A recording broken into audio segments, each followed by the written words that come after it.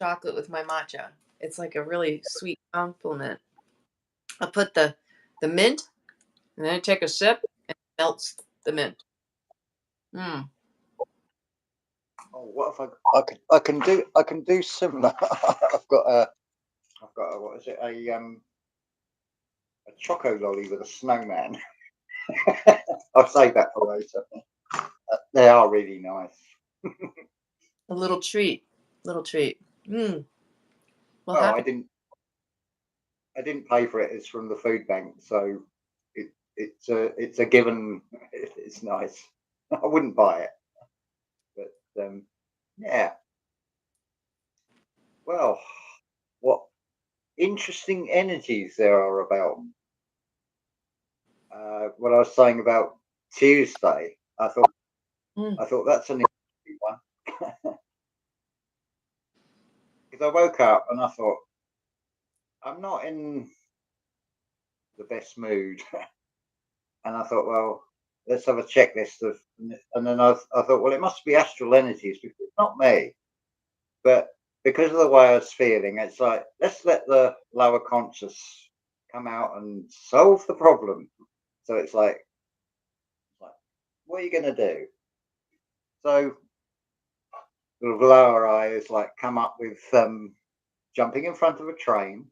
That was the first one, and it's like right, and what effect would that have on the poor train driver? Never mind all the inconvenience. So it's like, yeah, you're right. That one's crossed off. Then it's like, well, I'll just go and walk down the motorway, and the police can pick me up. And it's like, yeah, that's a really good idea as well. That's, and then it was just like I can't even remember what the other ones were, but they're all negative and they're all futile and not solving anything. So yeah, it's an interesting learning curve having a sort of self-talk thing between the higher and lower, and it's like, all right, smart ass, what are you going to go out with now? And well, because that's really what the energy is all around us, and what is it below that?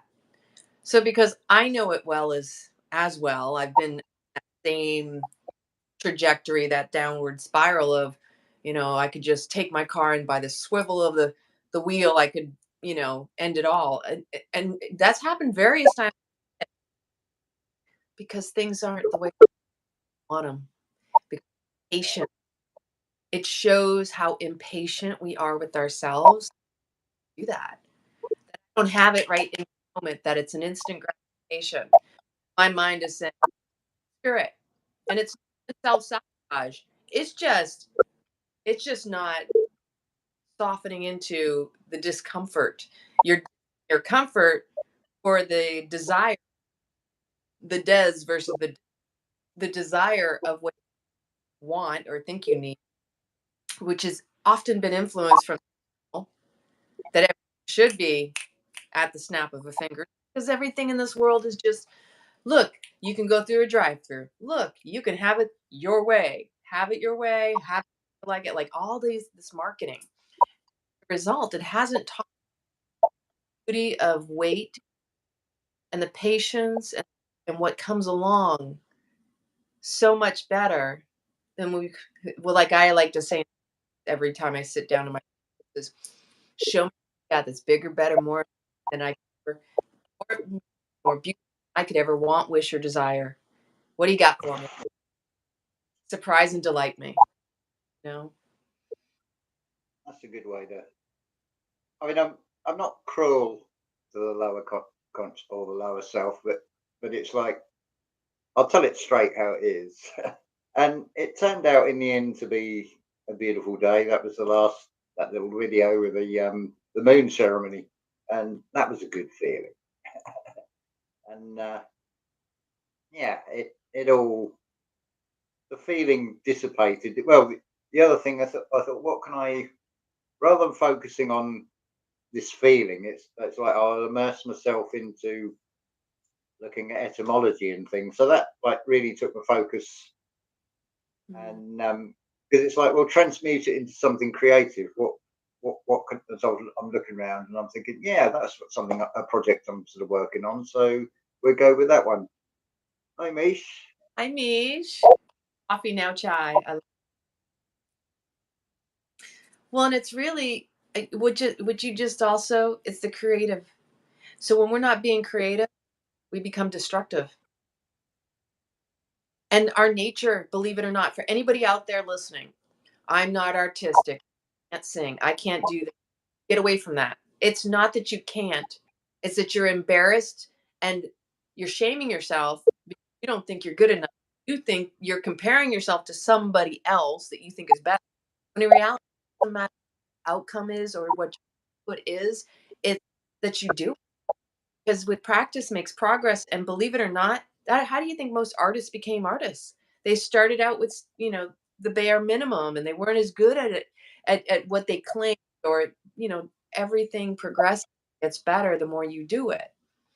And so we humans, when we're not being creative, we become destructive. Look at the world. What happened to our beautiful architecture? What happened to the song, the dance, the poetry? You know, people are immobile because doctors have told them don't move because you got an acre of pain. Don't do this. See it as a sentence of don't do anything. I can't because my doctor. And now they got an excuse because they were lazy to begin with. Now they got something to lean on. But the reality is we're meant to stay in motion. Energy is meant to stay in motion, your physical body, as well as your output and your productivity. And so we don't feel we're contributing to something outside of ourselves. We feel dead inside. And so I love that because that's the first thing sparked. I'm an artist by heart. I'm a writer. I'm a everything. Might not be the best at everything, but I enjoy doing those ventures. And in fact, that actually kind of into what we were talking about earlier. How if people don't have something to contribute in the world, then they feel they have nothing. And then that spiral can go in either direction. You can become, as we're talking about, you can be destructive or you can be constructive. Depends on your constitution. It depends on your mindset. If you've already got a strong, somebody tells you not to do something, you do it type of attitude. Now, I've been that on all those different levels. So it's like, tell me not to do something, I'm going to watch me. But there are a lot of people tell them not to do something because of the authoritative strong arm in their childhood, they immediately take it as okay, and they become paralyzed with the fear and retribution. Hi, Pamela. Hi, beautiful, with your dolphin energy. So that's what we both have been talking about behind the scenes regarding this collective energy and the things that we're observing. And I've said this for a while, especially what I've picked up, this desperation of like needing something into this sense of needing belong, which is what how they got us hooked on religion, how they got us hooked on scientism, which is how they get you hooked on that becomes an ism because of this need to belong, because we humans are meant to be in community. There's nothing wrong with that. But when you sacrifice your authenticity, your integrity, your true, what's my truth? What's my inner calling, what do I feel versus, oh, well, that sounds good. I'll latch onto that because the mind that's the hijacking. Yeah. And I'm going to turn it over to you for a little bit because you also had a dream you were going to tell me about that you wanted to share in the video. And so, Oh, thank yeah. you for the reminder. Yeah, I don't often have dreams. I don't know where I go in sleep most of the time. But actually, isn't it funny when you're dreaming? I'm always upright, although the physical body is actually lying down. But in the dream, you're walking around or whatever, or running or something. So anyway, in this dream, it's a boy of about 8 or 9 years old, Indian, Hmm. and he's just got this natural talent for dentistry. But I could do with him. But because he's 8 or 9 years old, although he's brilliant, he can't actually extract teeth with the pliers. He hasn't got the physical strength at that age. And it's like, this is interesting. I recognize that little Indian boy. That's me. that's being shown in the dream, and it's showing me something. It's like I'm trying to extract and get to the root of something, but I need to spiritually grow. I think, well, that's how I interpret that dream. And I thought, that's really interesting. But I've been looking round at this reality, what comes on the news. And it's quite sort of ironic and amusing. It's BBC Radio 3, and the presenter is moaning or very critical about the BBC have cut the funding to several of their orchestras and also BBC singers. And I thought, oh, surely the BBC singers will be universal. If you want to put on something with a chorus, that the BBC singers would be versatile to use with any of the orchestras. So I thought, that's an interesting thing, because the arts world is always going to be the first to feel it, and it will be reflected in the cutting of the funding. And I thought, because I can wade my way and weave my way through and ignore all their political jargon that they, even though it's minimal, it's subtle and sneaky, and it's like, yeah, I'm not fooling. But this reality is a great teacher if you sort of think, well, that's presenting that, but what's it meaning? So the other one that's come up is about, they're up in arms in France with protests over the retirement age going, I think, from 62 to 64. But it's like, what is that message saying? It's like, well, if we were in this reality that we wish to be in, where you've got something more like a community where there isn't all this egoic material, this is mine, that's mine. Well, who's going to retire? Because the concept and the perspective of work, it won't be work. You'll be doing something because you feel part of the community, and it's like, I want to do that. I know I don't have to do it, but today I feel like I want to get involved in, and then whatever the thing is. So I like what they're showing, and this what we spoke about earlier, this soul trap. That's the new.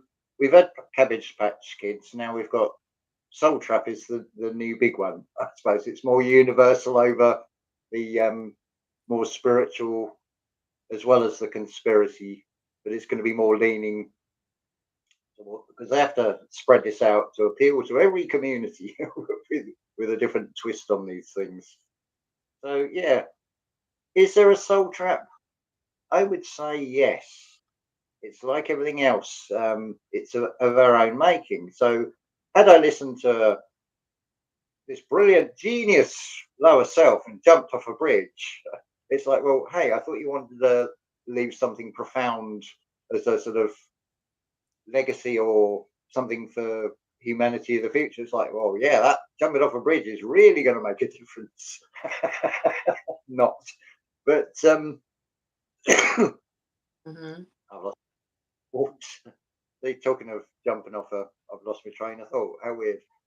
That'll come back in a minute. I hope. The mind has gone. Well, the soul Yeah, can inhabit the full body. So how can the soul be trapped if it's not fully here? There's the first. That's the first thing that it just wrap yourself around the soul first, which is infinite. It can't inhabit this existence. So the reality is, it's only a mental trap. If it's a trap at all, it's just, again, it's the mind virus. So whether we're in a simulation or what have you, we're the ones who put us here. Exactly, Pamela. We chose this. Now, you may not remember you chose. You may not remember your here's the item address while we're here on this. Whether this is the first time or the millionth time, what have you. It's like, but yeah, go on. Did you come back? Did your train not come back? Yeah. So soul trap. If everything is down to our actions, well, terminating this physical body in this physical world early, not natural causes. I mean, that's to question with what this reality does. But with a sort of a general normal lifespan, and most people, let's face it, they're going to lay down in bed, go to sleep, and that's it. They don't wake up again. It's not that big a deal. But if I go down that route and I take that course of action, well, I'm responsible for that. But here's the thing: what am I going to get next time? Because this material reality is all about data collection. So it's like, well, okay, there's data collection in the physical world. That's all number crunching, zeros and ones, the binary code. So now let's look at the metaphysical. Well, that has to be the experiences that we gain in this reality. So if you cut that short, it's like, do I really want to go through another childhood, the education system? Do I want to get another set of parents, and what would that scenario really be like based on the actions of jumping in front of a train or something, or finishing early? Because it's that Hotel California song. It's like you can check out anytime you like, but you can never leave. Well, why would you want to leave once you've shifted the perspective? It's actually, yeah, it's always this presentation being offered of, oh, be fearful of this and worry about that, but like you said before, it's passing cloud. It's an experience. It was really down to me. I think it was about 2 days before, saying, "Give me something to sit with that I'm not going to like." Well, it did that, and I didn't like it. But it's that distinction of, well, it isn't actually me. I've done the checklist. There's no rational reason for feeling like this. There's nothing from the conscious mind. But I've manifested that for myself, and it's like, oh, this is an interesting experience. It's something definitely worth talking about, because we all have shit days. I don't know if you caught James True earlier. Some, Having one, oh, having one for sure. Yeah. I love it because that's authentic. Because obviously there was comments about nasal hair and the shirt he was wearing, and it wasn't ironed and pristine. And he said, "Well, I can go away and present myself." And I'm thinking, how superficial. And there's another one saying, "I can't watch, the camera's shaking." Well, don't watch. Just close your eyes and listen. It's the message he's saying. You're focusing on what he looks like and what he's wearing. It's like, how aware are some of these people if they're even making comments like that? It's like, oh.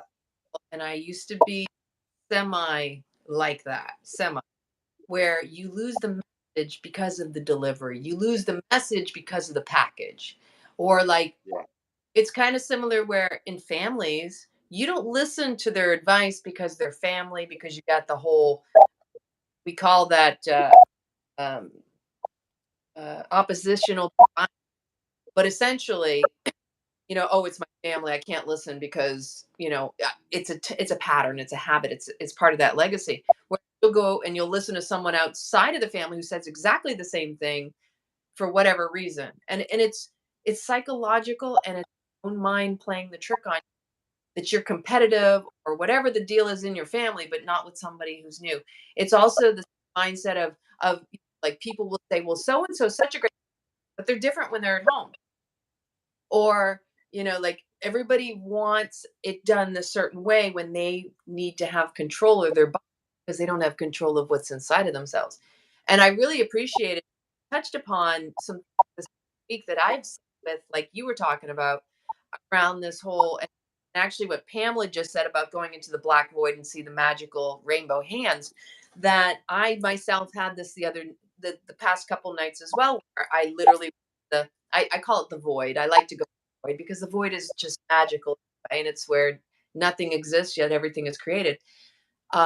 This space of predictability, that I don't want to be predictable, but I need to change things up. I sat with myself on that, like, this is not my norm to be predictable, because I like change. I like surprise. I like adventure.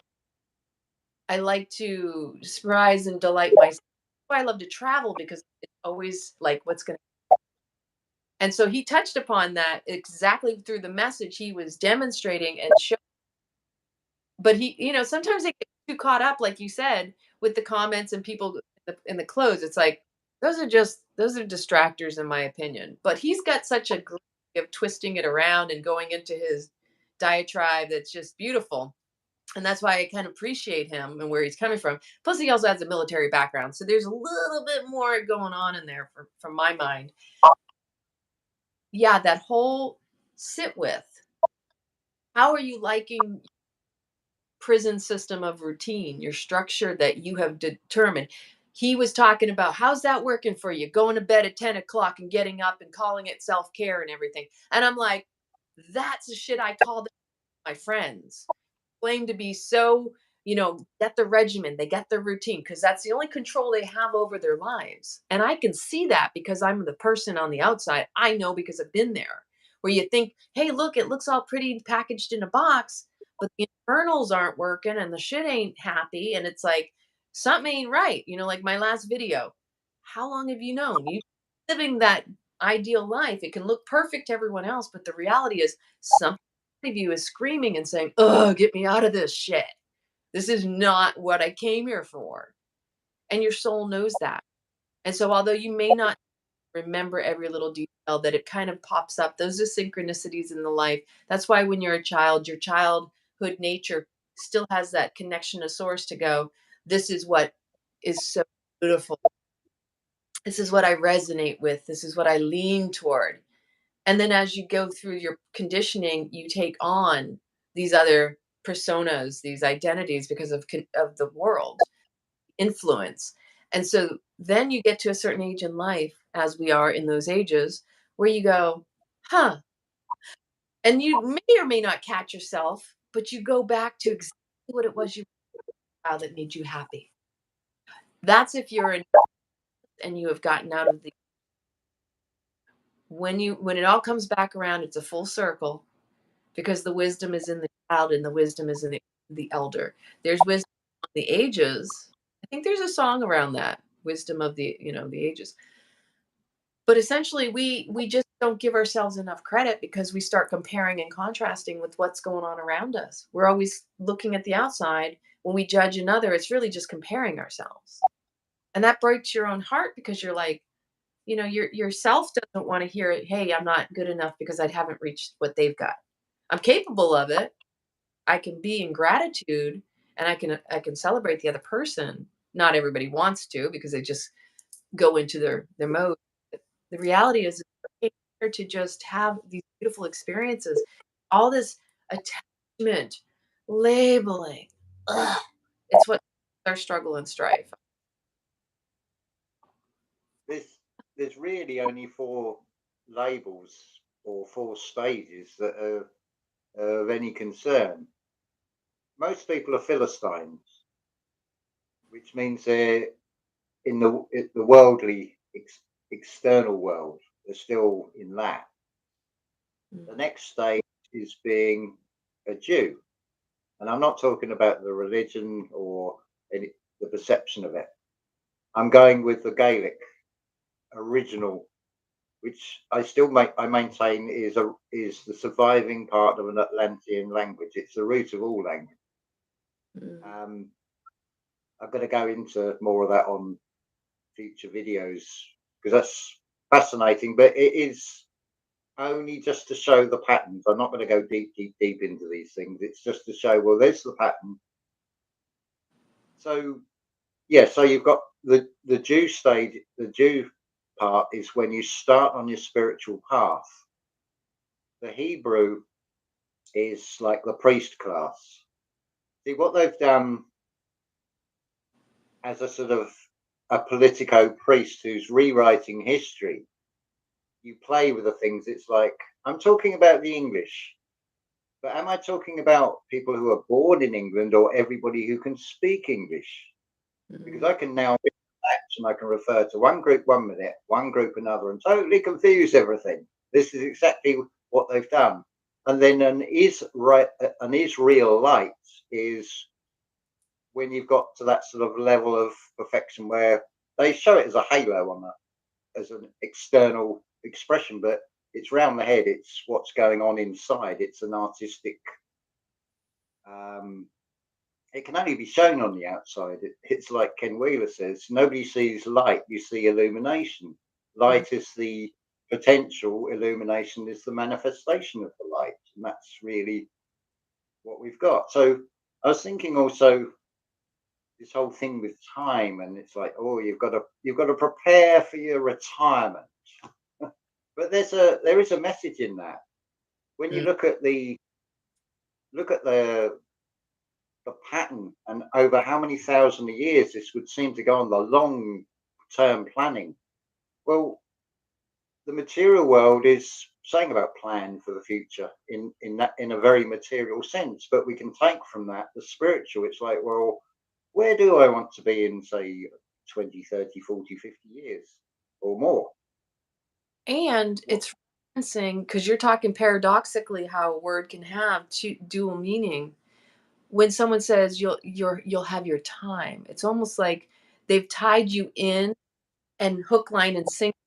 You have a vested interest to be attached to time, because at some point something is going to be your time. So it's like thinking in terms of energy and monetary reference, and retirement, and you'll have your time. It's like, will you ever really, or is that just part of the game that they've caught?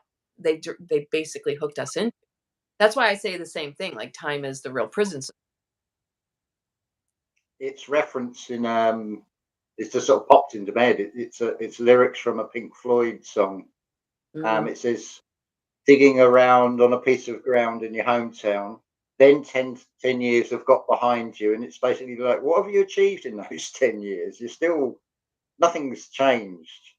um it, this thing with time, it's like, oh, time, it's a negative thing, it's just a measurement. There is a positive of it. I mean, obviously we have to have an agreement on when we're doing this live, so it's a tool. But with art and anything, you're creating and you immerse yourself. It is a form of meditation. So this is something else needs sort of clearing up, really, because this whole thing about meditation, you've got to sit in a certain pose, and you got to be sort of do this whole Buddha thing and this ritual, and it's like, well, no, if that isn't right for you, if you just draw something, do a painting. I mean, who cares what you're doing the painting or the drawing for? Are you going to try and get it in the Tate gallery or something, or are you just doing it, being in the moment of creativity? It's not about what you actually draw, and everybody can draw. Doesn't matter who's going to put the judgment on what's good or bad. You're doing it to immerse yourself in something, and transmuting, rather than sitting here and, oh, I feel grumpy. It's like, well, I'll create something then, or I'll immerse myself. You can lose yourself in a book and forget all sense of time. Any way that you can immerse yourself in something that takes you out that negative thing, to me, is a form of meditation, because you're mediating. You're sitting in the middle of it, and obviously you're Meditation breathing when. is defined as single-minded focus. So anything you do with complete attention is Yeah, meditation. So that's a definitely. beautiful, and that's It's around the create or destroy, like we just started out with. Yeah, I mean, you start with a blank piece of paper and you just use your imagination, or I don't know, just take a cup, something like that, and then, yeah, it's boring. But when you start really looking at it, it's like, well, actually, you've got shade, you've got shadow, you've got light on it. There's more to it, to actually bring it out and give it some sort of definition, because you're working in 2 dimensions. You're no longer in three. You're now in 2 dimensions. But then you've got more than 3 dimensions going on in the imagination. It's like, well, you've got a plain cup. Well, use some artistic license, do colours on it, or have an owl like James True. That's another thing that's been twisted. This whole thing with Baal, this evil thing. Well, that's been corrupted. It's an aspect of the sun. And you only got to look in Ireland. So you've got Belfast, you've got 𝐕𝐞𝐭𝐞𝐲, and same as Scotland. The number of places that start BAL, it's something far older. It's been twisted into something to be fearful of, and it's only they expressed it as the sun, as something behind the sun, and the manifestation that threw light onto everything in the objective world is the sun. But it's all been sort of switched. But it's like, I see the pattern to all of this now. It's like I can use the history. I can explain the missing 1,000 years that in linear time they're not missing at all. What's missing is 1,000 years of when you see a passage like Saint whoever walked on and they all fell to their knees and were converted to Christianity. Yeah, they were put to the sword. That's all it means. But this thing has many masks, and what better to work through than someone who's an autocratic king who's going to be egoic? If you can tempt them with, well, if you go and do this for us and you invade this country, think of all the wealth you can have for yourself. This is why we've got William Shakespeare. England needed a son because it was like trying to take over from Rome. Yeah.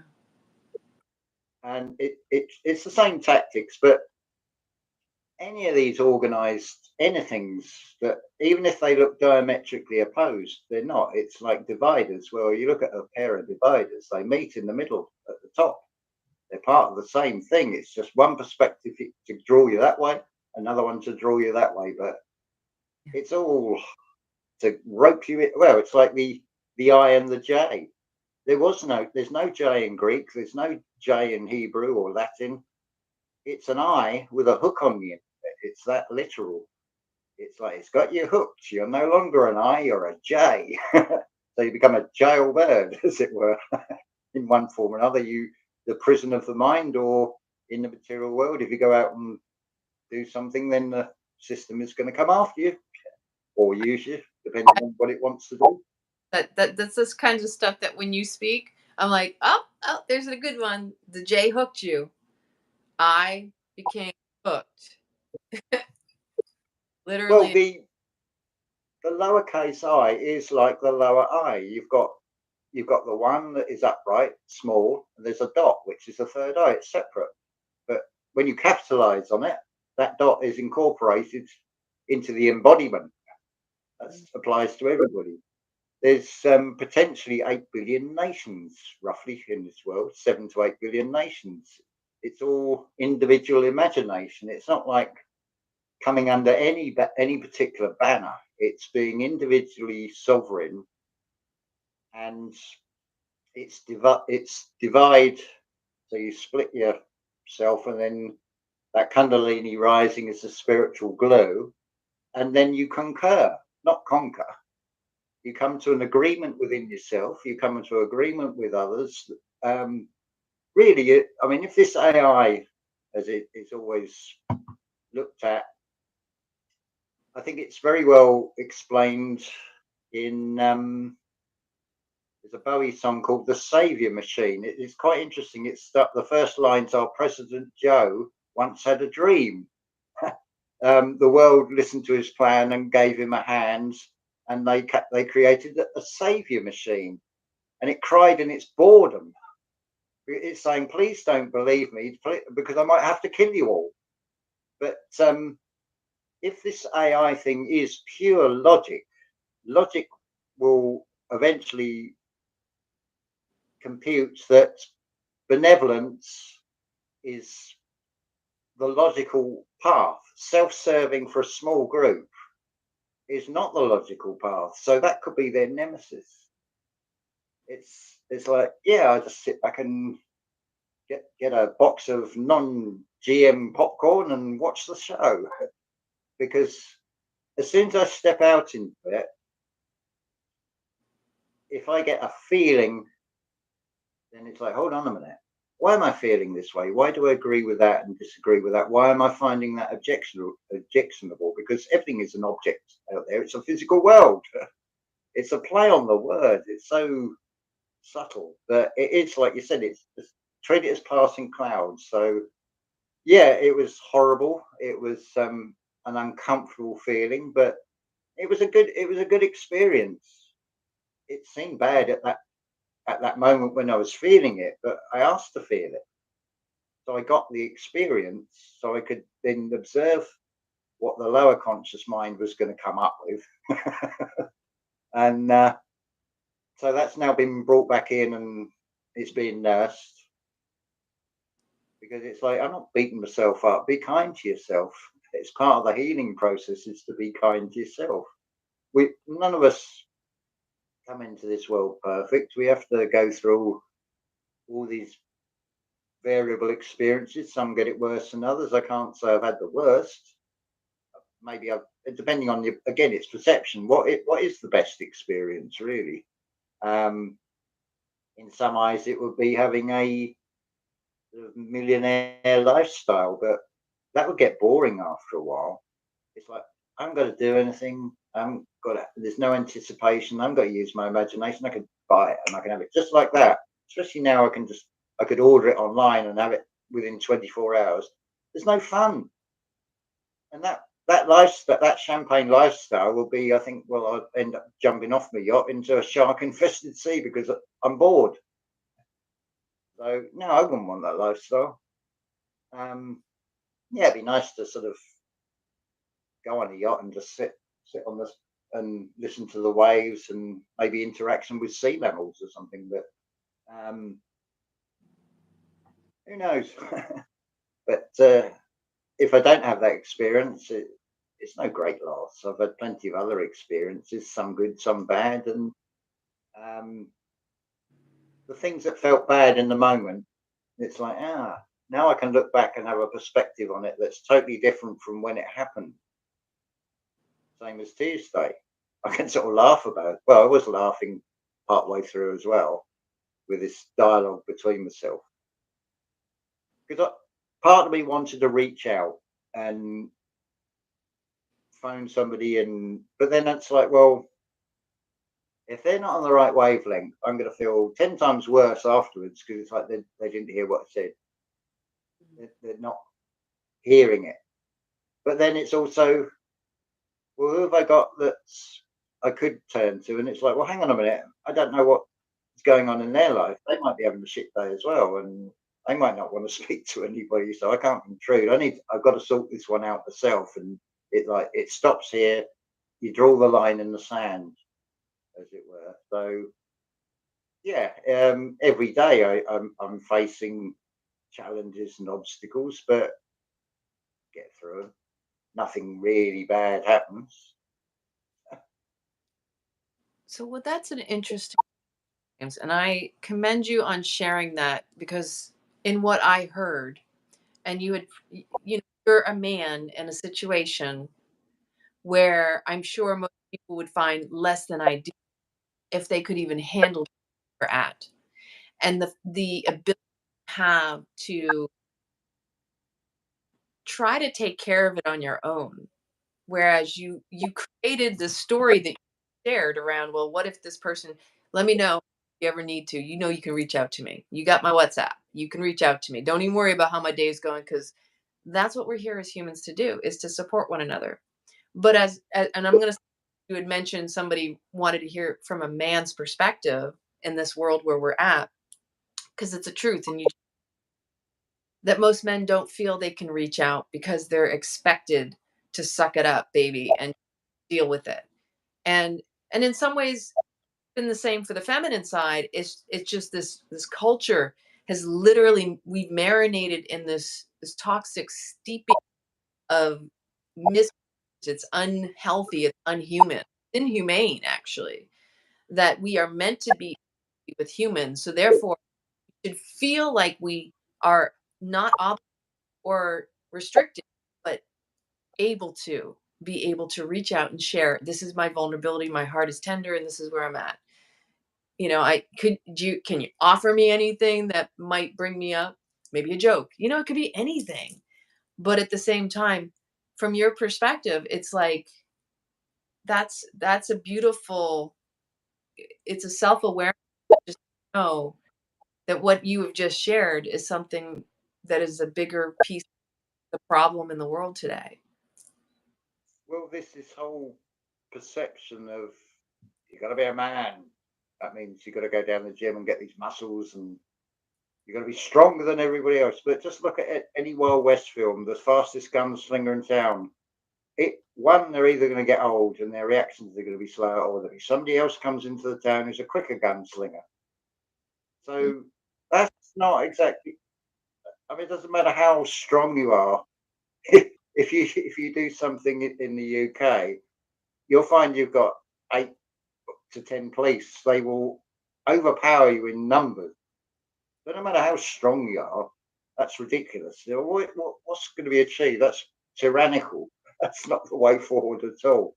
But we've got this material perception of, oh, you're a man, so you mustn't show emotions. It's a weakness to cry. Oh, no. If tears start coming, it's like I said this to somebody the other day. They were going through a rough patch and they're really in the fear state. And I said, look, don't be embarrassed about crying. I said, if you need to let it go, I said, it's the waters from above. An emotion has welled up. That's a release. Let it go. Don't hold on to it. Don't try and suck it back in again. It's like if you were being physically sick, would you stop the you want the stomach is rejecting something out, so you don't want to try and push it back down again. So same with the emotions. It's like, well, if they come, let them come. It's like if I was out in the street and tears started rolling down, I ain't gonna be embarrassed. It's like, well, actually, it works the other way. If people see you like that, don't go near them. They don't want to ask. It actually repels everybody. It actually works to advantage, because when you're in that sort of emotional state where you feel like, oh, you can't stop crying, as it were, the last thing you want somebody to say is everything all right? Because one, you could get the negative reaction of, do I look all right? or that just makes you cry even more. But this is something that definitely needs to be. This is part of this tilt to there. This is definitely that needs to be brought back into balance. And this isn't about men or women. It's about the masculine, the divine masculine, and the divine feminine side. Because just because you're in a male body or a female body, does that mean your emotions are any different? Okay, I know they say men from Mars and women from Venus. So that's probably all divide and conquer again anyway. But it's finding that balance. And one of the things I struggle with, I don't like asking. It's not I've got an issue with it. I feel vulnerable, and it's just I should be able to sort this out, and I don't want to impose it on somebody else. So I've got an issue there. I've still got to deal with, definitely. The comments are going too quick. Pamela said emotions in the moment so important, and we know that, because if they linger longer, they fester. You know, we know that. Yeah. That's one of the real plus points about you start going down this spiritual route, and you realize it's your own thoughts that are creating these dis-eases in the body, because the body's communicating back and saying, you got a problem. But you've implanted that from the conscious in feeling to the subconscious, which is now causing all sorts of chemical changes all going on. And we don't have the internal control of the organs and things. It's only through the breathing. I mean, what does the liver and the kidneys do? And there's no conscious interaction with them. They just do. So you got this wonderful thing going on with all these like serotonin and melatonin and whatever else in the body, and those thoughts are actually, it's like, whoa, if I'm feeling ill, I'm creating that from my thoughts, unless it's structural. Yeah, if I'd got hit by a car and my arm's sort of the other side of the road, I'm going to need a surgeon. But most things are just fire alarm systems in the body going off. I mean, we've got nerves all over the body. It's like this sort of intricate wiring. And this whole thing about when you think about technology, it's so easy to think of computers, but these physical human bodies are a technology. They're a design. Therefore, they are a technology. They're an organic technology, but they're still a technology. So it's learning how to be the programmer of your technology, really. It's another sort of thing referenced with devices. It's like to use a device, you've got to understand how to operate it and to configure the settings to suit you. So what's different about these devices? So Yeah. You're talking it's like, over here, so it makes sense to me as computers and also now yogi. I'm over here going, that's how I constantly compare the body and which first, the chicken or the egg. But the reality is, it's nature is always our teacher. So therefore, what do? We develop according to nature because it's our nature. And so to think that anything is separate when we do that is to recognize the interweaving and the beauty that if you want to know something about yourself and you have trouble going with it, get out in nature because nature will help teach you too. You know, your circuitry is your nervous system, your heart is your battery, your lungs is your fuel. You know, your cells need that. Your skin is your largest living breathing organ, so it's so sensitive. When we think, a lot of times people think just through the nose and the mouth, but you got ears, you got other orifices, you've got skin breathing at all times. And that's the beauty is how much our sensitivity is really picking up on energies, conscious or unconscious. Why meditation is important. It is a sitting down meditation or a focused. Because what happens when you're creating and you're reading, whatever it is you put your single mind to, listen, you've got like the whole dialogue going on. Like I know when I mow my lawn, I'm out there meditating because I'm hearing the thoughts and I'm processing and catching myself and having dialogues with myself all the time. Just how conscious, unconscious, and that's what it's all about is bringing that to the surface so you can understand. So that let me see, make sure. Whoops, I was trying to read what Mish just. Where's the? It's such could be a little bit. That points out how coming from the heart is making union go stay in the understanding right relating for relationships. So I mean the relationship life is all about relationship. Your relationship with yourself is the most important, and then it trickles out. It's the reverberation, you center point of all your relationships. So it's important to harness, know thyself, and that relate to how you relate to everything and everyone around. Because relationship, look, relate. We're in a ship together. You know what I mean? You can't make this stuff up. But ultimately, this is the churning of like everything going on around us is also happening from us. So energy starts with us. And when we talk about the mind and what you're thinking, like you just said, you maybe something happens, you cross the street and like someone hits you. But how did that get attracted to you energetically? Is it is happening. We want to say, well, you hit I'm at fault for it too. So this occurred. And it's like we want to point fingers, but we start with ourselves. What choices led me up to this? What is to say it was divinely orchestrated for me to go to the next point, you know? And so I have that awareness for myself, and I know you that we see and connect the dots that yeah, I can complain for a moment to get it off my chest because my Leo drama side says, ah, you know, I roar like a lion. And then it's like, okay, I'm over now. I got it out. You know, I discharge that energy. That's how I do it. You know, moving my body, you know, sometimes I gotta roar, whatever it takes. Because it's part of the relationship itself and knowing sometimes you got it. That's how you discharge energy, the bridge, the overwhelm, whatever. And so again, the the mindfulness and knowing, oh, this has happened in my life. And look, if it hadn't been for that, I wouldn't be here.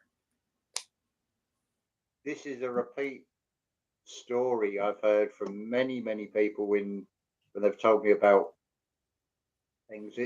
It's like how much control do we have over these bodies from in the sense of from death?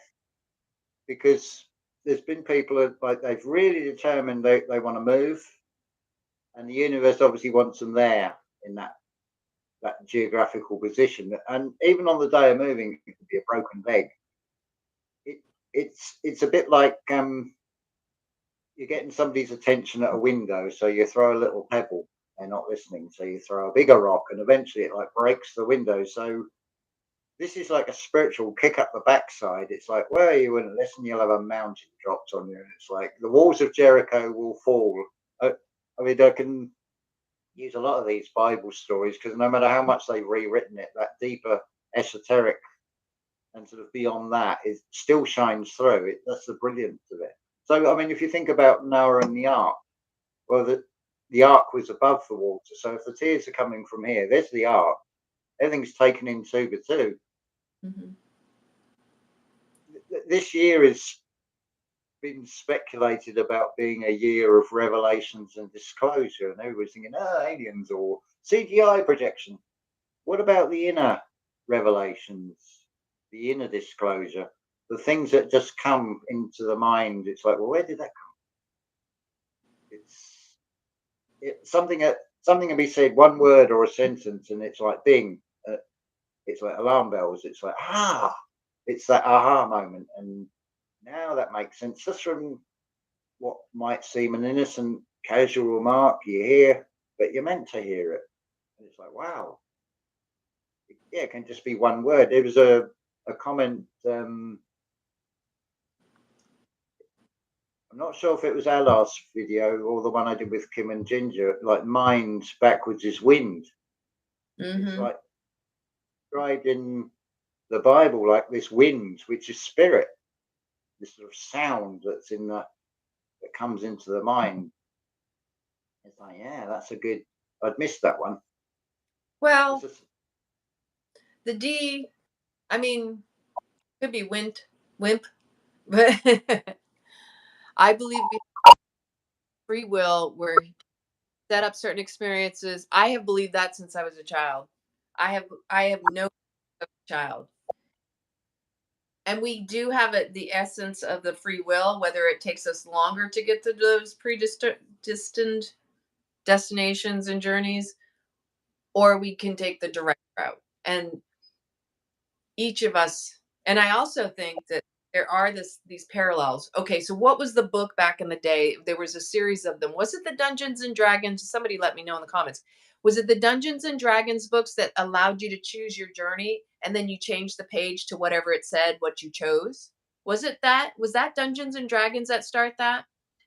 I chose a So lot. yeah, I want to say because there, but I think there was another series that did it too, and maybe because when I was a really big reader as a child, I remember reading some of those books, and I loved.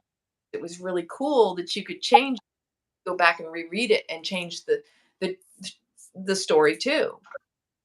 So I believe just like the books have various different, like the movie Mr. Nobody, where he recounts all these different timelines of life based on the choice of going one way or the other. it's interesting that another song, well, two songs have popped in the head. They're both Roger Hodgson. Take the Long Way Home. That's a good one to listen to for the lyrics. And then the Logical song. When I was young, life was so wonderful. Then they sent me away. How to be respectable, responsible, a vegetable. And it's. He says it's about his childhood, but I still feel that artists are the mediums to express these messages, because Roger Hodgson didn't write that song that 20 or so years later I'd hear and then hear what the message in the song. It sort of permeates through, and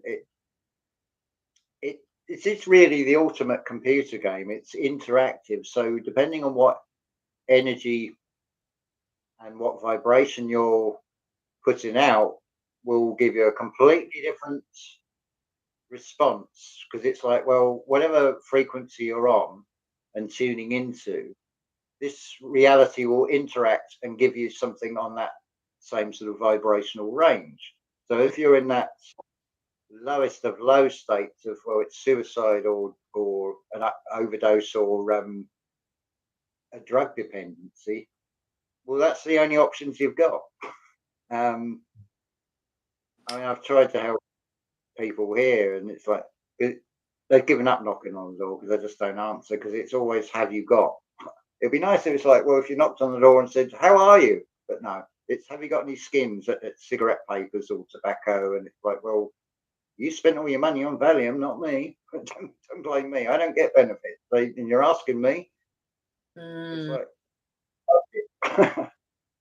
like, I said, you want cigarette papers? Well, I suggest you go and to listen to something like Neville Goddard on The Secret is in the Feeling. But no, will they do it? No, they won't put the effort in because it's a hop and a skip and a jump. This reality, think like a child. So, as a child, when you did that game with the squares, so Scott. you got to be open minded to the idea. Then you get the concept of it. Then you take a leap of faith and you just fall, like Neville says, you fall back into it. It's almost as if you're on a, and don't try this in the physical, but if you're standing on the edge of a cliff and you just fall back and you've got total 100% trust that you ain't going to hit the ground, something's going to catch you. But not doing that in the physical, but doing it in the mind and coming from the heart. The heart knows anyway, and the body knows. But if you do have a horrific experience, like some sort of accident, just look at like Jason of Archaics. It's like it's a miracle. People say it's a miracle. How did you survive that accident? Well, because that's something as part of this interactive thing. That body, that player has got to play out that thing. It comes back to if you're a 2 or 3 year old in the garden and you're just looking without judgment and wonder at everything, you've not even learned fear. But then there's that voice from a parent saying, don't go over there, and you're thinking, horrible parent, you're restricting my fun. So by extension of that, our higher self or God or whatever you want to call it is doing the same thing. But because we've got a mortal perspective, what seems bad to us probably isn't. It's that sort of don't go over there thing being played out, and we become adults. Well, and I was reflecting upon this the other day because of my body awareness. I'm in the field, the personal development and also physical fitness realm. It's interesting because most people don't realize how much they tense up their bodies.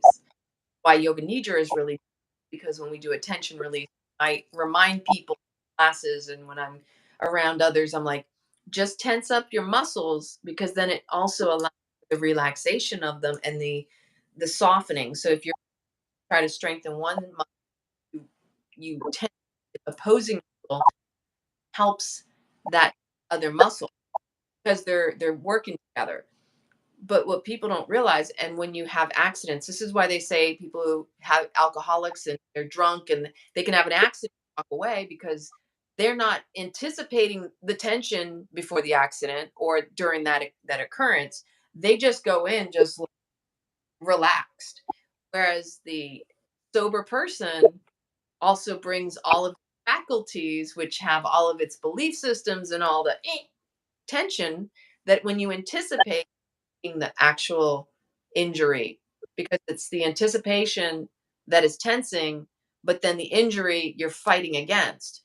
So this is also mental as well. I mean, this is all mind, body, spirit connection, but it's that fine balance of allowing your body to support whatever impact as well as impact, what that's you.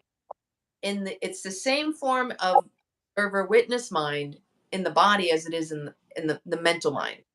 So, when you catch yourself clenching your jaw, soften the neck, all this stuff, I do it because that's also my cueing myself and cueing others.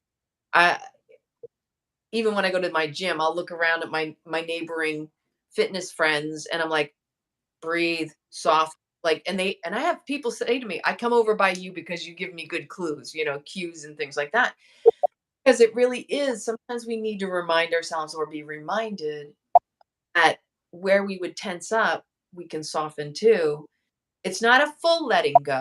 It's that balance. It's that, like the skeletal system, really the muscles should support and work together. Not this, muscles have to hold the skeleton together, or the skeleton has to, attach and hold onto the muscles.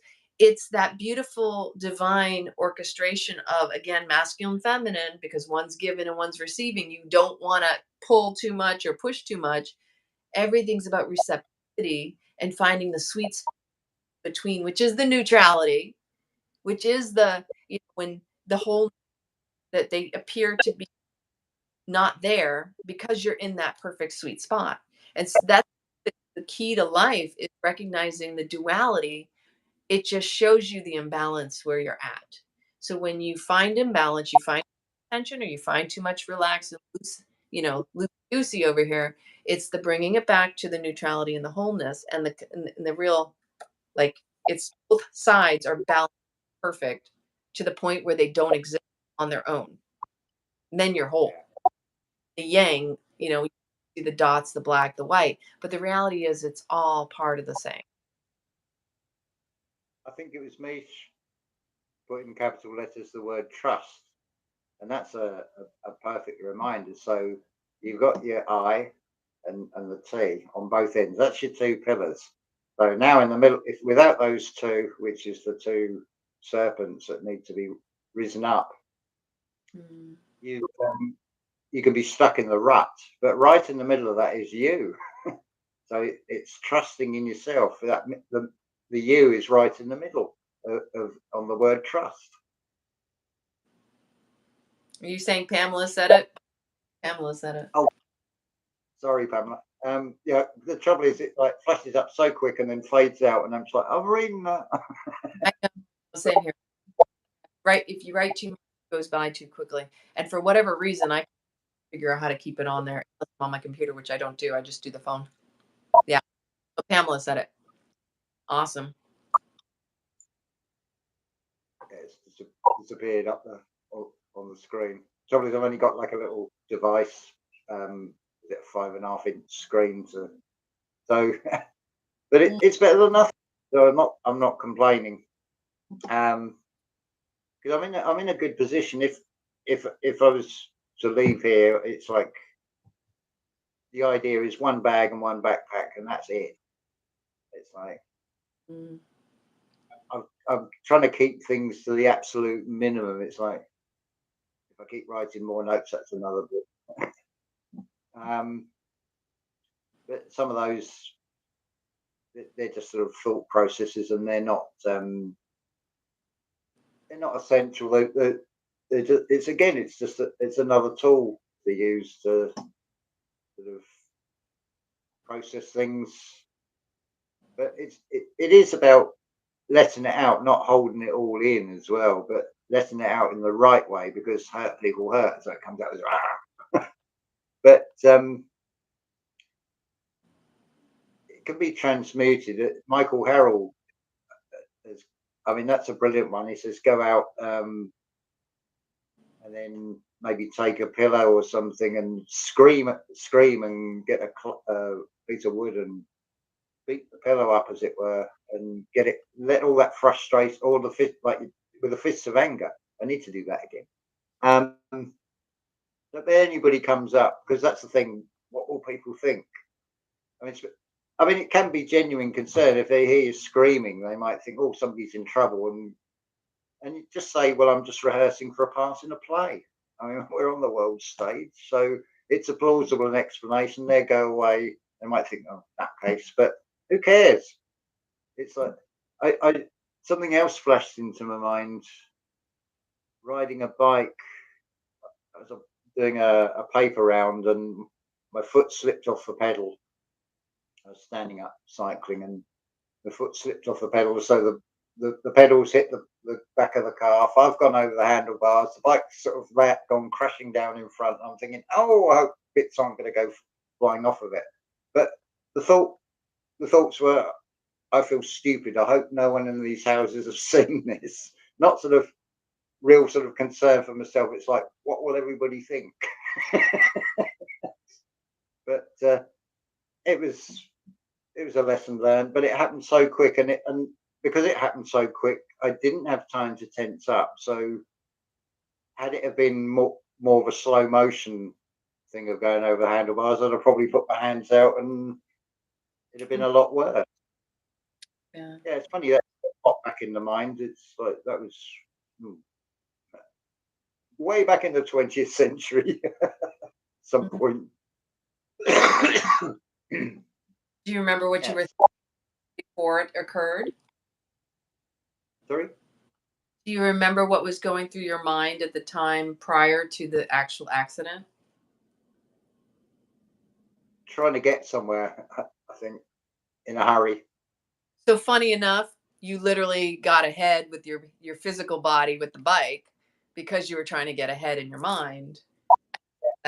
That's one of the things I think most people take for granted, that any accidents really are a result of, yeah. I had a funny one the other week. I was thinking ahead, and I walked in the shop, and when I went, I thought, oh, they've changed everything. And I thought, no, they haven't. I've gone in one shop too early. I'm thinking so far ahead. My mind's already in the other shop, but I've gone in the one before, and I had to laugh. So I was sort of in and out, and sort of security looked at me. I said, I've come into the wrong store. It's meant to be next door, but it's like I'm going to feel stupid. I'm just going to turn it into a joke. I don't care. I mean, they may think, oh, that's a bit stupid or whatever, but I don't really care, and they probably don't. They probably it's a moment that doesn't even come back to them. So it's like, well, I just make a joke of it. If I can't laugh at myself, then um, what's the point? It's it's funny. I was thinking, if I don't go out, apart from maybe the odd verbal thing, I don't speak all day long. Doesn't mean the voice isn't going up here, but vocally it's not coming out. Um, and it's funny. It's like, yeah, I've not said a word all day. But I do more speaking like now the re- than the rest of the day. Which is Mm. quite. Yeah, it's a good experience. It, it is all perception. It's like how you see the thing. Um, so anything that you see in the news, in the material world, just consider that's a reflection. So what's it reflecting? So if I can see something in that, so this whole idea of the controllers of this reality. Oh yeah, I've done that. I've done the sign. The controllers of this reality. It's like, well, they're actually guiding humanity in a very twisted way. But if you can see what they're showing, so planning for retirement, they've got long-term agenda plans by the looks of it that follow patterns. Well, from that, I can take, well, I need to consider with my imagination, where is it I want to be? What do I want to get to? And then bring it to, well, I've already got it, as it were. And just enjoying each moment, or not even enjoying it, it's being content in each moment and not being rocked by these, well, emotions are energy motions basically. So if we're a vessel, it's like you don't want to be like thrown this way and thrown that way. um that's another one I find as well. Use the imagination, picture yourself on a totally peaceful lake. You're that little wooden rowing boat and just sitting on that lake, and just letting it all go by, the birds, the blue skies, the clouds, the mountains in the background, or whatever you want to put in it. Or you could have a desert scene, palm trees, or you could even have NASA pictures of Mars or something. anyone. There's no limit to what you can do with the imagination. It's all creativity. But the other thing I was thinking, all these lower eye problem solving things, what if they create parallel realities from that? Because I don't know, because it's going to be on a different frequency if that is true. So there probably is one of these realities where I've jumped in front of a train. There is a reality where I've gone shoplifting. There is another reality where I've gone walking down the motorway and probably getting handcuffs put on. So these are probably all happening now because I've created those thoughts and they've gone somewhere. So maybe our thoughts set up the next life. I don't know. So it comes back to I've got to be really careful what thoughts I implant across from one side to the other in this ping pong with the mind, because I know that what Yeah. the womb from the divine feminine side will create from what you send across. So the role of the divine masculine is being the lover, not the tyrant. Um, comes back to that be kind to yourself and healing yourself first by being kind to yourself. And yeah, okay, we all make mistakes. That's how we learn, by making mistakes. They're not actually mistakes. They're just experiences. And it's if you didn't make that mistake, how would you know if it was a mistake? But again, it's putting a judgment on it. But then actually looking back, no, it wasn't a mistake because I learned something from it. I've grown from it. So whether it be good or bad, but when you look back, do you remember more the good days or the bad days? That's another one.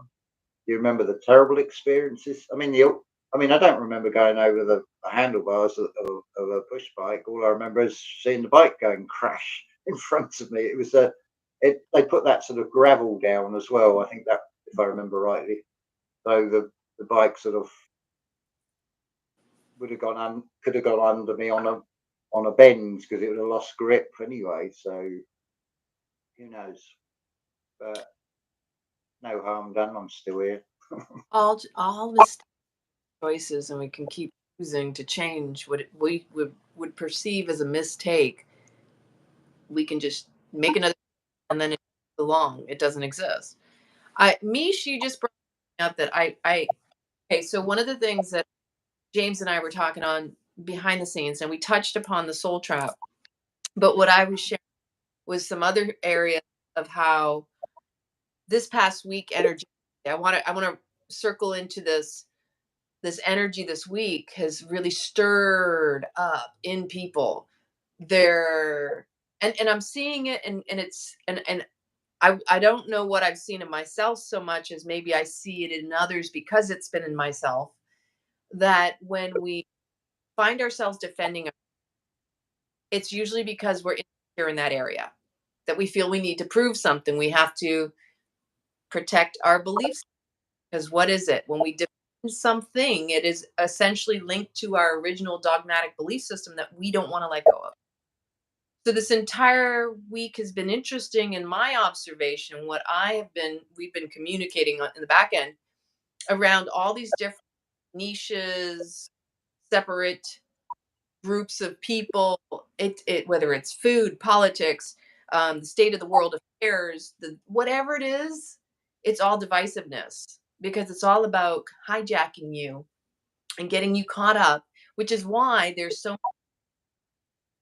what I will call insecurity. And yes, there's the vortices of energies digging in deep. And that goes back to that portal dream that I had that I'd shared in my video, where I saw the portal and I saw the bases and I saw souls coming in.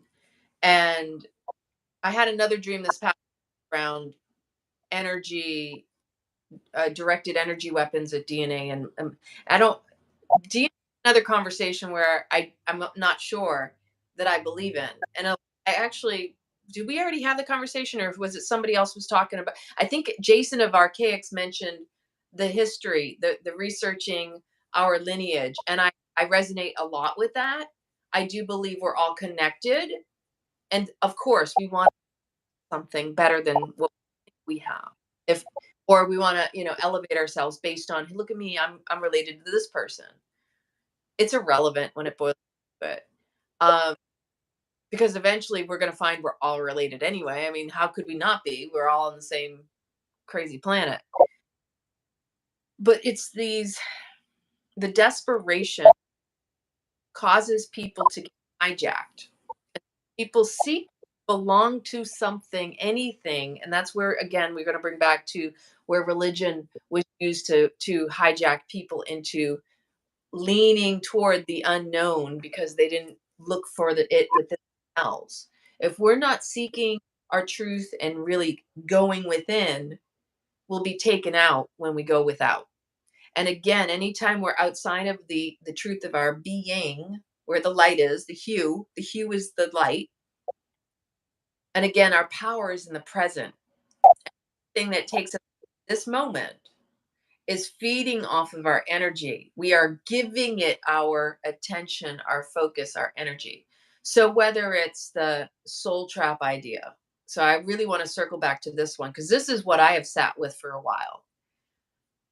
I don't like that it's disempowering because first off, again, like I said before, soul trap implies your soul is trapped. Your soul is infinite. Your soul is not even in this full form. It's here. It's got one foot in, if that, in this reality, and it's got a whole infinite foot on the other side of wherever side or however many realities we inhabit because we really don't know. And I'm open to whatever's possible because I'm detached. I find being detached and like of the world, in the world but not of, kind of, it is exactly what I just said.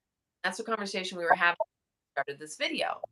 Is I was sitting with it because yesterday I watched one video and another video, and I actually commented on someone's video, and people came at me like, and I could tell because what's happening right now in the past 24 hours, people are telling on themselves through their defending their belief systems that it's a desperate attempt to gain some semblance that I know.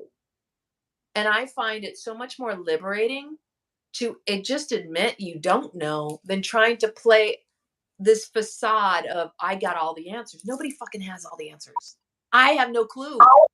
It's like the post that I put with me hanging on going, I don't have a fucking clue what's going on here. It is so liberating when you just own it because otherwise it's going to own you and then it's going to hijack you into these other realms that wanting to attach something, anything. I'm desperate. Give me a bone because the universe and whatever else is going on out there, when you're not in your full power, it will inhabit you. So that was the other thing I mentioned around so it's the victimhood mentality, the idea that it's empowering to say some entity has trapped me in here. Don't look at the light. But you're not even here living your life. You're already anticipating something that doesn't even exist. You're not even at the end of your life and you're not living it because now you've been disempowered because you've attached to this so-called belief system around there's no purpose here. I'm trapped. So now you're a victim of your circumstances. And it's so easy when you're already living a life that you feel that the world has just beat you up and spit you out and you feel like you have nothing. I've been there. If I were in that state, I can understand how you would get hijacked because when you're beaten up by the world, you think everything's being done to you. You don't see how you're attracting it. You're not owning your part in it. You're claiming victimhood over here when in reality we are the victims of our own choosing, our own energy. I have to say that I was there in order to spot it. I got it kind of. I get it because I have experienced that. So, but where I'm at and where James is at, and we've had these little playful encounters. I'm calling him he's my Merlin, he's my seer over here. We have these moments where he sends me a message. I'm thinking the same thing. I send him a message. I got that download, like boom, boom, boom. Because life is a game here to play. Stop putting labels on it because you take away the meaning of it by doing that. And yes, it goes to be, don't act like you were trapped because all you're doing is you're taking the power away from yourself by saying that. And so the more I hear about this and all this victimhood mindset, I'm like, oh, my heart bleeds. And I'm not going to call anybody out because it's really not necessary. It's just noticing and harnessing the of your powers, right? If you buy into something because you're selling out yourself. Think about that. Remember, if you've watched my videos, you pay for your experience through the currency of your thoughts. That where attention goes, energy flows, and energy is your source of power, and that's your real true currency. So if you buy into something by focusing your attention, you have sold yourself out. Whereas you need to buy in what is present within you. Truth within you can be like, I mean, this whole shadow work, doing the work, healing work, inner, whatever the heck you want to call it, all of it is unpredictable. There will be highs, there'll be lows. There'll be lows, there'll be highs. Energy has to fluctuate on that. And I love that you said hocus pocus focus. You are the magician of your life. You are the magic. You are the producer. You are all of it. You're the architect. You're designing it at all times. But I do believe that we created this for us in the beginning. We don't remember all the details, but that's the fun part about it. Is not thinking in terms of it's being done to us. It's that we did it. And when the moment you claim that, the life starts just presenting all this beauty. Yes, there'll be little moments to hiccup and trip you up because that's part of the divine plan too, is to check on you. And we need to be able to ride the waves and recognize sometimes there'll be an upset in your wave.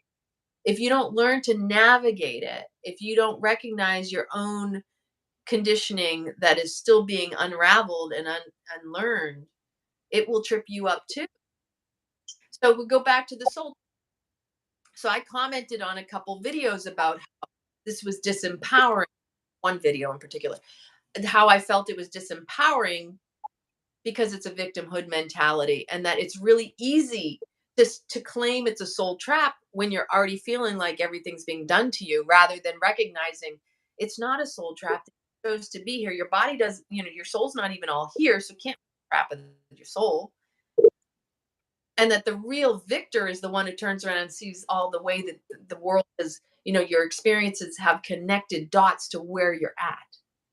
And when you're on the other side, everything as divinely orchestrated, when you broke through, because that's a breakthrough. You got to break down a breakdown to have a breakthrough.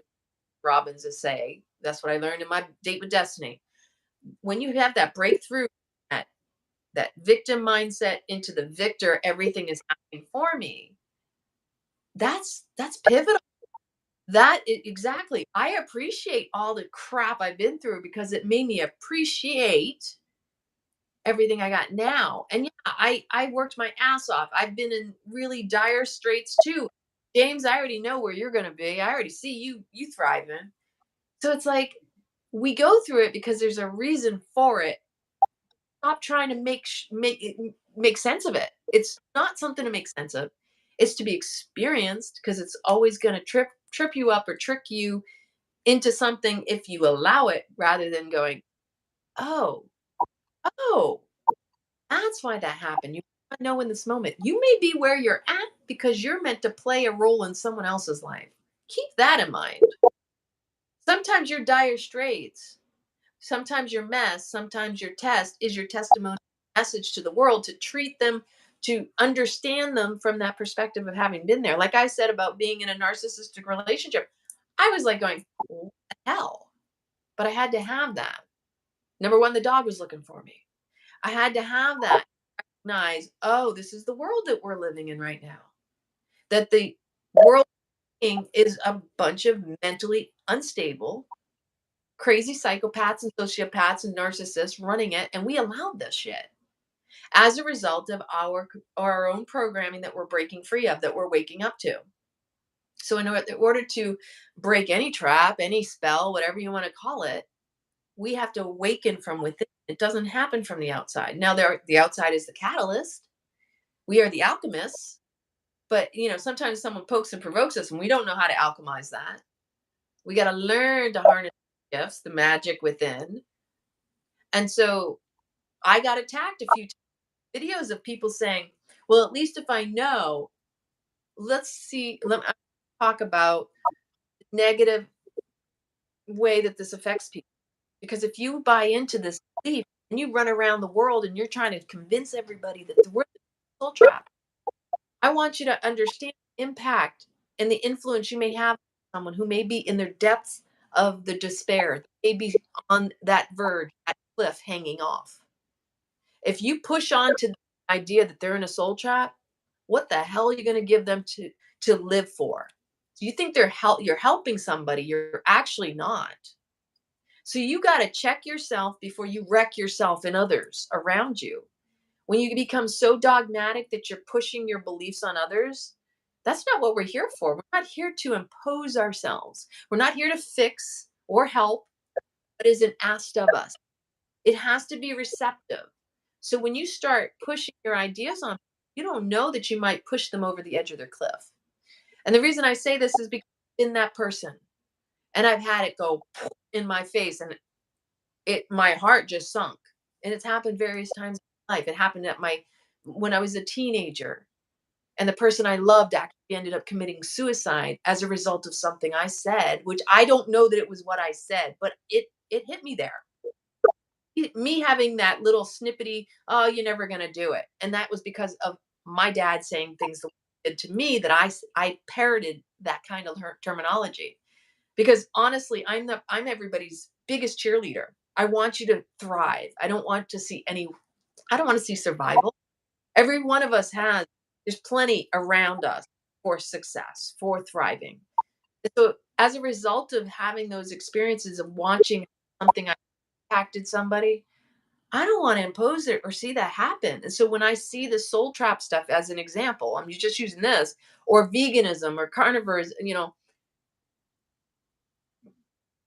if you don't have compassion for yourself, it shows when you're trying to push. When you don't have control over yourself, it shows in the way that you impose yourself on others. Trying to enforce your ideology and your belief systems on another person, it shows your insecurity within. It shows that you don't even necessarily believe what you believe, but you're so caught up in it, you can't see it. Been there, done that, I know.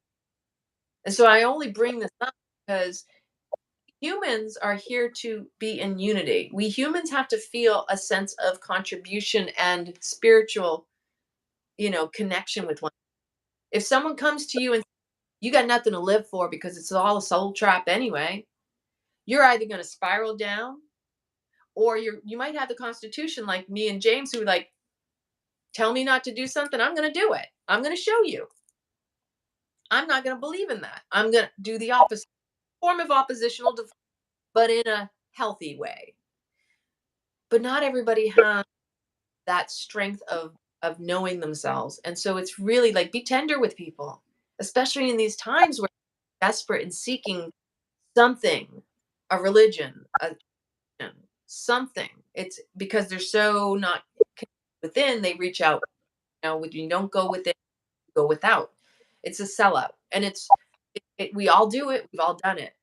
But just acknowledging those are the times we're in. This is the time we're in right now, where people's shit is showing, because what is war all about? It's about imposing your belief systems. Wars are fought over belief systems, and belief systems are the biggest addiction. I will say it a million times, and that's part of what in the facilitation of beyond addiction, I've learned is that everything that we get upset about really boils down to a belief system. Every struggle and strife, suffering that we have is all the way we think it should be.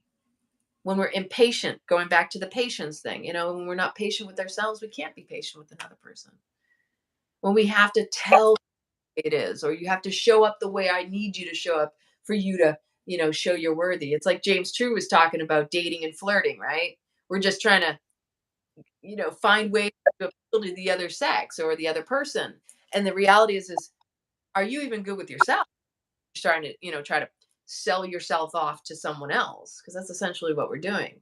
We're bartering our beings and interaction and that we have.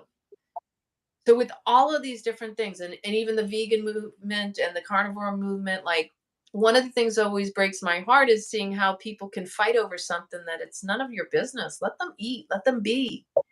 Whatever you subscribe to, check your anger. Why are you mad at them? Are you mad at them? Are you really mad at yourself? Because I have beautiful vegan. And then I have friends that are angry, hangry, angry. And I'm like, wow, but I know better because even those mindsets are victimhood mindsets. The idea that I'm doing it for the animals is also saying I'm protecting them. I don't, that's how I translate that. See someone speaking up for the animal because nobody speaks up for them, but they learn to speak up for themselves. And do you know that even indigenous, and we were talking about this earlier, the Native Americans, the whole eating of, when we eat meat, it is medicine, and that you take on the energy of the animal, and that you can pray, and that's the whole purpose of prayer before meals, the gratitude for thank you to this animal for bringing me the wisdom of its being, its essence, that I'm also able to have my instinctual nature to know when to speak up for myself. There's something to be said about this, and that we have It's a culture right now that isn't speaking up for ourselves. We don't know how much of this has been influenced through planting, very, very well illustrated.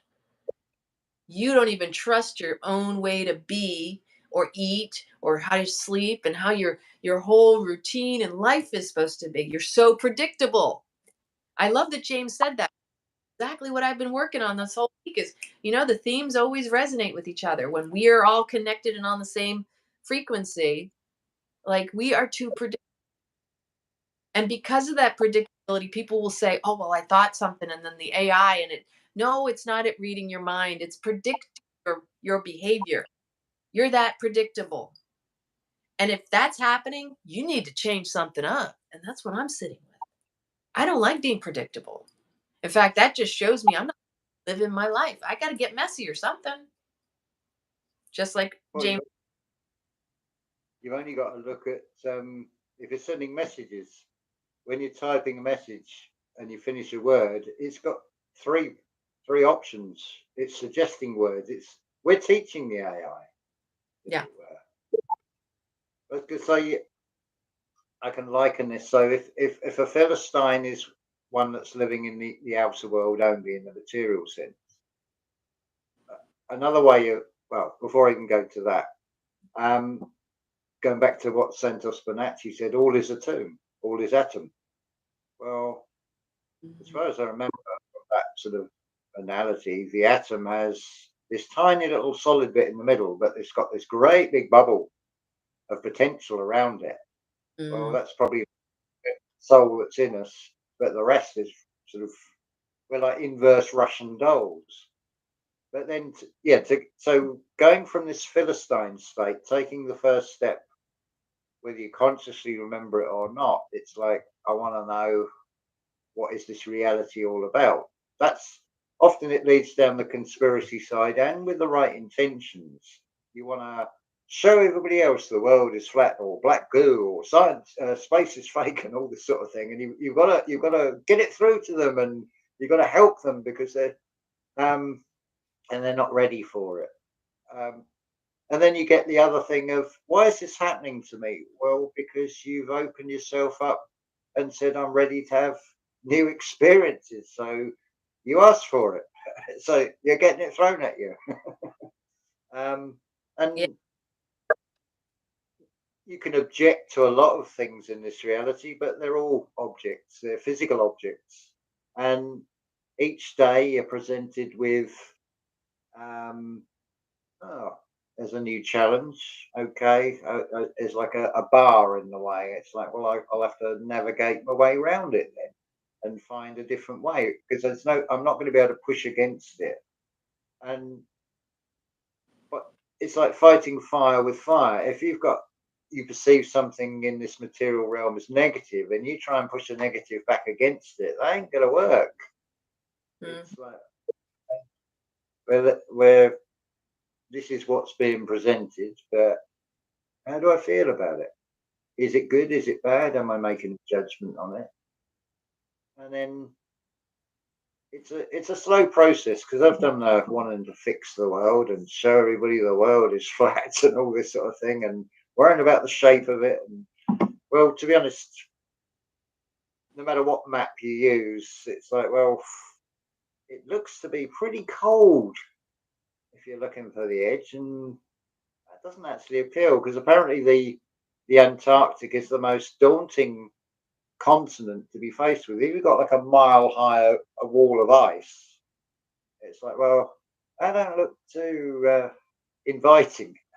Do I really want to go there anyway? And we've got global warming, so all the ice is going to melt. So it might turn into something different. But I'm not gonna feed the fear. I mean, these direct energy weapon things. What if you can implant a script to enough people in a small area, and you can generate a particular feeling? What if it is all magnetics and it's not something a weapon as such, but it sort of interacts with human energy, and of course you get this beam that comes down, and they've meant that those people have collectively.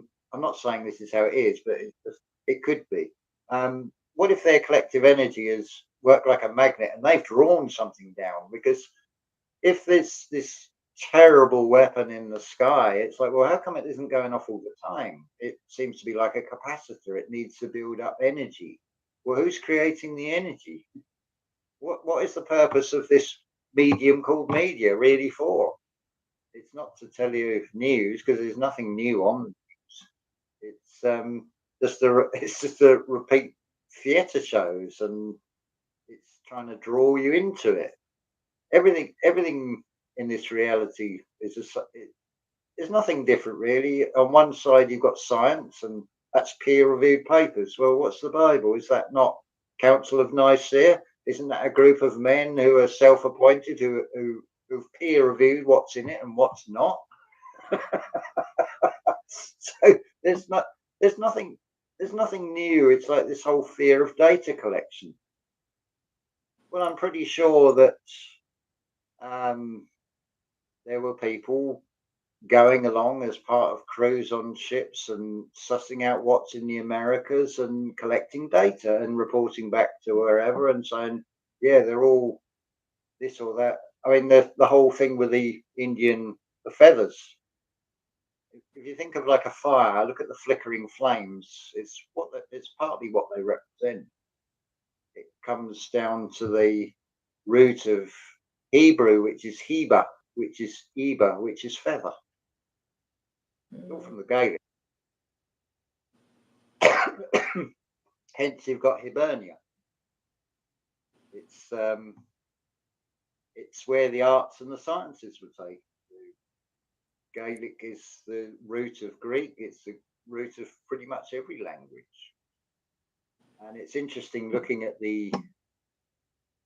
I'm not sure how it's pronounced. It looks like Ogham, the Ogham thing. It's short and long lines that read top to bottom. I don't know if they go left or right, but when you look at IA and EA, it's like, oh, there's your XX being shown, and there's an X on a line. It's like, and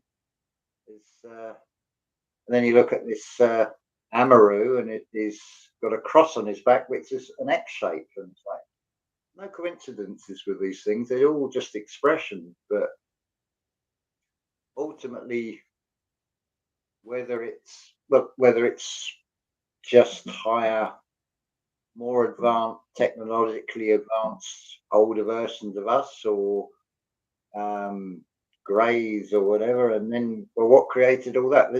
And then you've got God that created everything. Well, what created God? And it's never ending. That's an impossible thing. I think it's one of the Indiana Jones films. There's these sort of, it's like almost like vultures sitting around in a circle, and the woman says, "Tell me everything. Give me," and the head blows off. It's too much. It's an overload of information.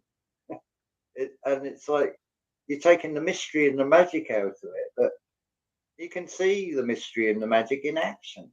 You can manifest it. It's like if I've got a set thing I really want to manifest, I'm going to bring in reinforcements. I'm going to bring in astrology readings with positive messages, and it's like I'm going to implant that to reinforce this feeling inside. I mean, go with the dielectric, the potential that's inside, and it'll go woof. because it is where our attention goes, where the magnetism side of it on the external, that's the loss of energy. So what do I want to? Where do I want to put my energy? Do I want to put it into something negative? Do I want to? I mean, soul trap. Yeah, it just what came to me or came back into the mind. The composer Johannes Brahms.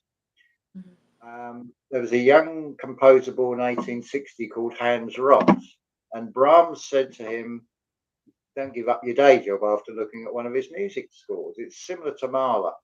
Um, he's only 35 years old. He died of what did he get? I think it was like some sort of one of these fevers in a mental asylum. And it's like, well, that may have all come from that one comment from Johannes Brahms saying, "Don't give up your day job." And it's like decimated his sort of belief that he can write music. And the effect of that did affect others. And Son Bruckner was deeply affected that this promising young composer had lost his life. And it could have all come, I'm not saying it did come from that comment, but harsh words and wow. But why did I see that? Why did I remember that? Why did that pop back into my head? That's just to say it's a perfect example of, we could say words have power, clearly, because people get offended if you say that. So they definitely have power. So it's being mindful, but it's not just the vocalized word, it's the words that have been that voice in the head. What's it saying now? Where's it taking me? It's like, I don't trust that. It's led me down some weird things that, okay, there's been some bad experiences, and when there have been bad experiences, it's because I haven't listened to myself. I've not listened to that inner voice that's that feeling that's saying, "Don't do that." But no, I know best. I'm still going to go and do it. It's like, okay, then go, because you learn the hard way. Then you take the long way home. Yeah. It's actually some reality. It's like, but when you go from that Philistine to Jew stage, which then leads on to the sort of Hebrew stage, which is not a race, it's a priest class with a priest language. Because in this reality, it's like talking about esoteric and spiritual to someone who's totally in the fear. They're not going to hear it. It's not going to make any sense to them. It's like a different language. So that's basically all Hebrew is. It's the language of a particular priests, and not the modern. These are the benevolent ones that were bringing back arts and sciences. That's a good indicator that things aren't right with a civilization. The first to be affected is the arts. The funding gets cut. BBC singers have just they've just been axed by the BBC. It's like, well, you've got 5 orchestras which have also had funding cut, but the singers, they're going to be a chorus for any of these orchestras. Say if you're going to do Beethoven's Ninth Symphony with a chorus, you're going to need a chorus. I suppose they're going to franchise it out, but that's a good indicator that things are things are being presented, and it's like, well, let's spot it. So I've got it. It's like I hear what I can listen to the news, and I can hear the beyond the superficial thing about it, and I hear what you're really saying here. Oh, very subtle, very sneaky, not working, not washing with me. Because you're digesting mind food from what you hear with things, but can you process it? Because that's trying to extract a certain, or get you to generate a certain feeling. But I can listen to people in conversations and I can not hear what they say because I'm turning it around. If they're saying, "Oh, this is wrong and that's wrong," and I'm hearing them saying they're in good health. So I'm projecting out, you are in good health, and hopefully you'll pick up on that signal. And rather than staying in that focus of, "Oh, my back, oh, my back," every time somebody stands up, they're impressing that further into themselves, because there is taking that in. That's going into the subconscious, and they're vocalizing it. They're putting a disturbance out into the ether, which is going back in. It's gone out and gone straight back in the ears. Now the subconscious has heard the feeling, and okay, you want a bad back? it's more bad back. And they're That's when you are. into the situation. So the more we give it attention, we're feeding it the energy, and the grooves get deeper and deeper. And that's addiction. That's the addictive cycle. Belief system, all of it. Yeah. Well, there's your word trust. You've trusted in that pain, misinterpreted it. Now you're stuck in a rut. And you've got a bad back. So it's quite amazing actually to sort of this. Okay, you didn't may not individually have created the world. It's sort of it's like a computer game. We're a character that's come into it, and I don't care who's triggered by that. It's just a label. It's a biocomputer. It's a living computer, the Earth, if you want to see it that way. It's just a way to try and explain it. So we've come into the game. Well, that vaccine's going to keep moving. It's on a timeline, so you either go with it or it'll take you with it anyway. So you might as well enjoy it. And but that little Mario doesn't know anything. It's the controller of that character will hopefully learn from the experience, know when to jump over that tortoise rather than get squashed or knocked off the screen. And you reset and you can play the game again. And hopefully the next time you play the game, you know from the experience of the last time you played it that you can jump over that turtle and you're going to be okay, and you're going to make it to the end of level 1 and then on to level 2, and here we go again. But it's going to get a bit harder. So looking at history, in some ways we've got the better deal because it's not excruciating physical suffering. It's more an attack on the mental this time. It's like, well, we can't get them with the physical, so we now play the mental because they can't get to the heart of the matter. Well, they can with some, but it depends what you let in. What are you taking in? It's like you said about microwaves. You chemo your food. You are what you eat. Yep. But at the time, if you do have something, even unknowingly, well, one, it's not going to hurt you if you don't know about it. But then if I've had something that's microwaved. Oh, fear! I've now got. No, you haven't. You have if you put that idea across to the subconscious. Yeah, you're going to get cancer. But you can just breathe, flood the body with oxygen, and that will get rid of it anyway. But obviously, that's got to be done in the right way, not just. And too much oxygen is, if you don't release it like stored adrenaline, that can turn against you as well. And we just think we generate all of this. That's an incredible thing. Yeah. So it is. It's like, yeah, I made it. Well, that's on the X-Files at the end after the credits. Always had that bit that said, "I made this," and I always wondered why. It's a child's voice. Well, it's the inner child. They're showing you, "I made this. You take responsibility. You created this." At the end of the X-Files? Yeah, I I'm have a pretty sure that's what it was. It was always a little. After all the credits, there was the sound of like a film reel got to the end of its spool, and yeah, this child's voice going, "I made this." It might not be X Files. I can't remember. It was a TV series. hmm. But I remember, and I can't match it. But I'm pretty sure that was Scolder and no, Mulder and Scully, wasn't it? Yes. Well, that's who molds the skull. All these things, I can go back and watch these things now, Mhm. and I can learn things from. It's like, that's what they were saying. Max Headroom is another one. It was a thing On in M- the 80s. That was a good. Before the MTV, it was I think he was a detective. It should still be on YouTube. I've noticed there's a few things when I've gone back to watch them. It's like one video of the series has been deleted or you can't access it, and it's like, oh, how convenient. Sort of the bit with the real important message you can't get to. It's like, it's like, well, at least I have watched it already, so it's up there. It's Hmm. recorded. It'll pop back in the minds as and when it's needed.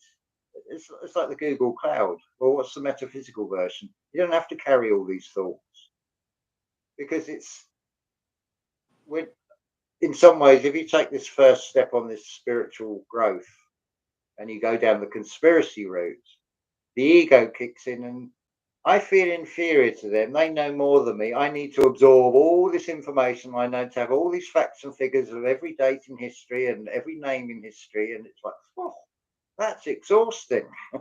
Nobody can know it all. And then once you've done the conspiracies, now you can do frequencies, colors, diet, the whole spectrum. But the one thing I've got out of all the conspiracy theories, and it's the definition of insanity to keep doing the same thing over and over again and expect a different result. Well, every conspiracy I've looked at, the one message the only message it's come back with is you've been lied to.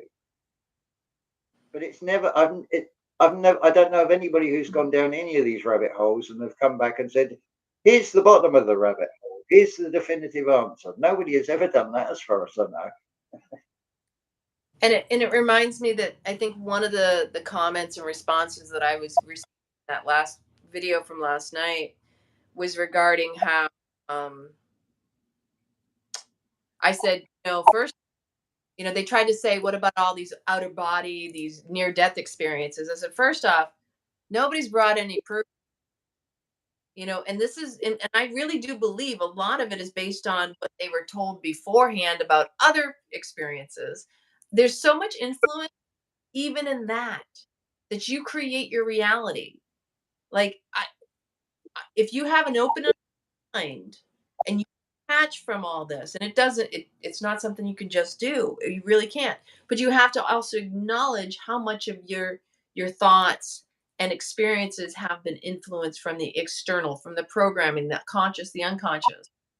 That myself, I mean, I'm good when death happens. I don't have any fear of death because I know we don't, just the physical body, we don't know what happens on the other side. Nobody's actually tangibly shown us any proof or come back and been able to say, this is what happened. And you know what? I don't care about, well, this was experience, but yet again, everybody's experiences are different. Or like we have moments where we have such a belief. Like I could say, well, my mom's come to me several times in the past couple weeks over, but is it really my mom or is it my higher soul speaking through that image to bring back that sense of, oh, I'm mom, or whatever it is. We really have to give ourselves enough humility that even the idea, like, I have all these spirit guides and all these angels and blah blah blah, I finally came to a conclusion that it's all higher self. It's not something separate from me. I may still call upon it. You are a part of me. I'm a part of a bunch of, like, it's, can we be humble enough to not separate ourselves so much to the point where we have like a million and one guides and there's this entity and that entity, when we just we resonate with that which feels good, which essentially is every in the so-called positive state, whereas dark side has also been helpful for us. And this is when I teach a lot of my stuff, I try to remind people, you're dark and light, and you need to claim both. That just cherry picking those other parts or what leave you in the divide, in the fragmentation, in the something's missing. Like the idea that you didn't choose yourself as whole, but left you feeling incomplete. It's you who chose that. Nobody did that for you. And I'm saying that now, Carl. I'm saying that now because recognizing that is what it is. That if you don't feel complete, it's because you've chosen certain aspects and you didn't choose to be whole. You don't want all those pieces to be a part of you because your embarrassment, your shame, the way we've been conditioned to only choose the good stuff versus the bad stuff. But the good, all the stuff that you think is bad is just your perception of it. It's not even, that stuff is really contributing to the good stuff and has actually probably catapulted you more because go into the shadow, we recognize that it actually is where we grow the most. When we go into the dark, the scary aspects are what remind us of our truth. And I want to see what Pamela said about her NDE. Let's see what she said here. In my NDEs, I evoked them myself in meditation. I never seen the light, laughed my ass off. Went straight to the void and met with the vortexes of energy in waiting for the next incarnation. And they would talk to me and send me back saying it's too soon. See, I love that. That's that's exactly, and we do this astral projection or do, certain plant medicines and ceremonies where you go to the void, and it's like I've been in the void when it was bright, bright white, and I've been in the void when it's really, really dark. Both equally have served me in a way that I'm like, wow, they're both beautiful. And, a few years back when I did a particular ceremony, I'm going to go back to, again, the soul trap. People think, I use that as an example because that's like the big extremism right now. This idea that we're trapped is that if you believe in a higher power, you're implying that the higher power doesn't know what's good for you. And so to say that there's overlords and all that, you forget that the higher power is all of us collectively who have agreed upon this. So you got to like really unravel some of these crazy, I'm trying to make sense of bullshit. Yeah. Yeah, it's beautiful. The the belief system, your BS, that's your bullshit. The biggest bullshit is the so what came to me in a plant medicine ceremony, other than the fact that this is a collective collaboration, that we are all contributing to the whole, and that what we feel is just another person, but it's triggering and waking up something. But we are, yes, we are our higher power, but that God loves it all. And it's us humans that separate, divide, and create the duality. The polarity is part of the energy, but it's God doesn't see good or bad. So when people say, "Oh, well, God wouldn't let this happen to good people," and God wouldn't, I'm like, "Are you freaking crazy?" It's all part of the plan, part of the divine orchestration. It's for you to find compassion, not for you to judge the one you think doesn't have it, or to assume that there's some other explanation. God loves it all. It's like when I read the Tethered Soul. In that one section, he was talking about which person do you think God would hang out the most? I'm like over here going, oh, I have to call bullshit on this because God would be like, because that's how I designed the good and the bad. And it really it's meant to draw that out of you. That's what this life is about, is to draw out what is your truth, reality, not for you to just keep consuming and being by consumption. Right? Isn't it funny that consumption is considered a disease too, right? Like, really? So we are here to draw it out of ourselves, to allow and not be so ashamed of something that natural beingness, but everything around us is about us.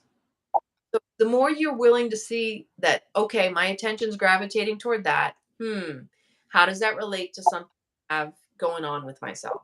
Three fingers pointing back when I want to point a finger outside of myself. I have to own my stuff. And love is allowing. And so, what's funny is even at the root of fear and anger and all that is love. It's the screaming and crying for love. I mean, when it boils down to it, it's all love.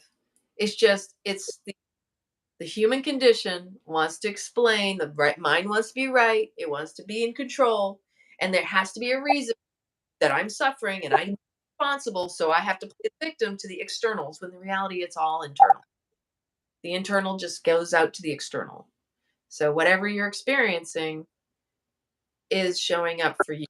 Always so divine. And I have to kick myself every time. I'm like, here we are. And in those depths of ugh, it feels like crap. I have to remind myself this is only temporary. And like you said, you're asking for change. Sometimes the change is uncomfortable, because that's the only way to get you out of your comfort zone. It's the only way to really poke you and put a fire under your eye you moving in the direction you're meant to move or the direction you're desiring, because you can't expect to be there if you don't even know what there is. You want a different experience, you want something more. Do you know what that feels like? And then we got to go back into the feeling state. What does it feel like for me? And then we can go into this. This is like a true meditation of feeling, being in the state of like, oh my gosh, this is fun. Like I'm really loving being out in that yacht. I'm gonna relax. I'm gonna let myself be, served and enjoy that. I mean, everything can be turned around in a positive way, even if it's dismal as you could ever perceive. It's up to us to do that, though, not play the Well, victim being done to us. there's a sea of information out there, and it's expressed as surfing the net. Well, what do you do if you're on a surfboard? You're riding above it. You're Hmm. enjoying it. Rest. You're not in the trough. Yeah, near death experience. I've been as far as the door, and it's absolute bliss. Well, the blood's been out and going a bit faint. I ain't afraid to say it. I took 70s paracetamol, and then I had a paracetamol suspension fluid and a bottle of vodka, and I had every intention of leaving. Hmm. And that actually turned out to be a beautiful experience, because at least I've been to the door and had a taste of as the blood's pouring out and you're going faint, you get this beautiful bliss feeling. That's the only way I can describe it. But I've got that to look forward to at some point. Not necessarily from blood pouring out, but at least I know that doorway, whether it's going in the light or whatever. Um, it's the same as if, like you're saying, your mother's. Well, it might be just your higher self, and it's going to show itself in a form that you're comfortable with. It's not going to show you as some demon or devil. It's not going to terrify you. If it's something you're meant to experience, it's going to appear in a form. When people say, "Oh, I've seen Jesus," well, it's appealed to you in a way that your mind will make sense of it. It's not going to be a cryptic message. The it's the answers are always really simple. It's not it's made to look complex. It's like, well, you've got on one side you've got this physical reality, you've got the metaphysical, you've got within this material reality, you've got a reflection. But I also think there's a mirror between you and that reflection as well. Nobody who considers the mechanism of that reflection. Um, Not a physical thing, but there again, who sees the pyramids? But they're everywhere. If you think of every corporation, it's a pyramid structure. It's got somebody at the top and another layer below that, then a board of directors, then you come right down to the sort of ground floor staff, which is the multitude. But it's a pyramid structure. They're everywhere. But who sees them? But they exist in a form. Hmm. It's down to perception on these things. So yeah, I'd say I'm not advocating getting to that point, because the equivalent of data collection is gaining experiences. That's it's not the opinions, the beliefs, or anything get taken away. They're just like it's wipe the etch a sketch clean and start again. But I'd like to. I feel I'd like to sort of get a balance of experiences, and maybe there's a choice come back again or not come back again. But I'm actually enjoying it. I'm not saying it's all a bed of roses. There's shit days. There's days where I feel like crap. There's days where I just want to shut down. Um, it's not all on a high, but it's getting so it's not such a roller coaster of emotion.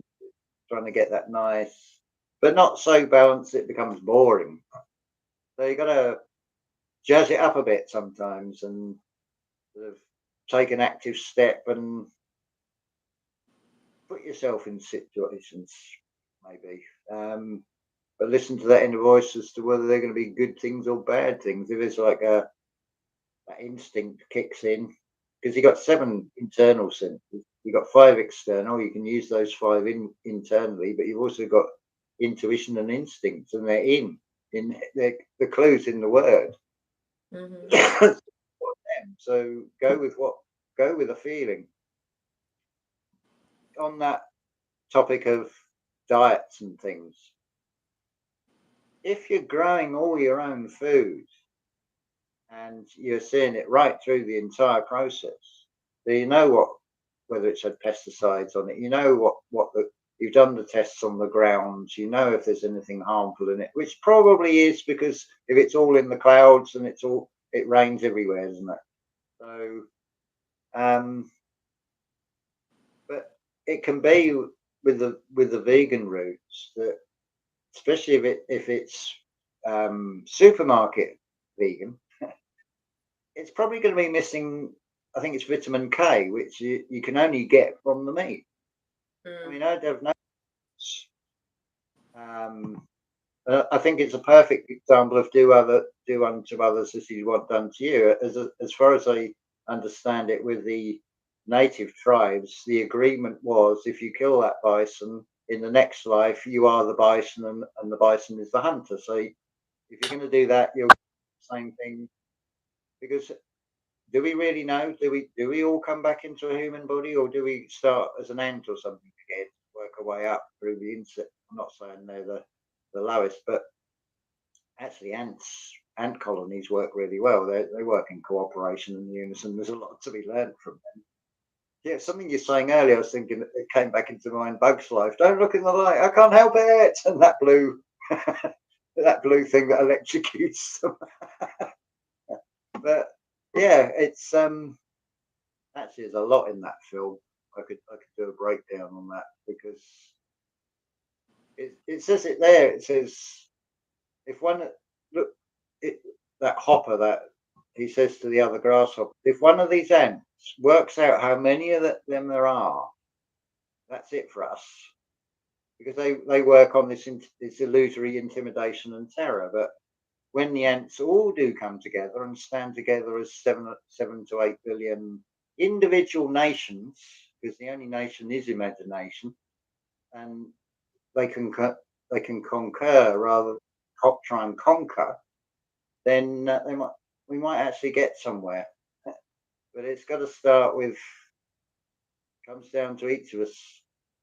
And I can't say with other people, I mean, what if it's another repeat pattern of the human body? What does the human body do? It sheds dead cells.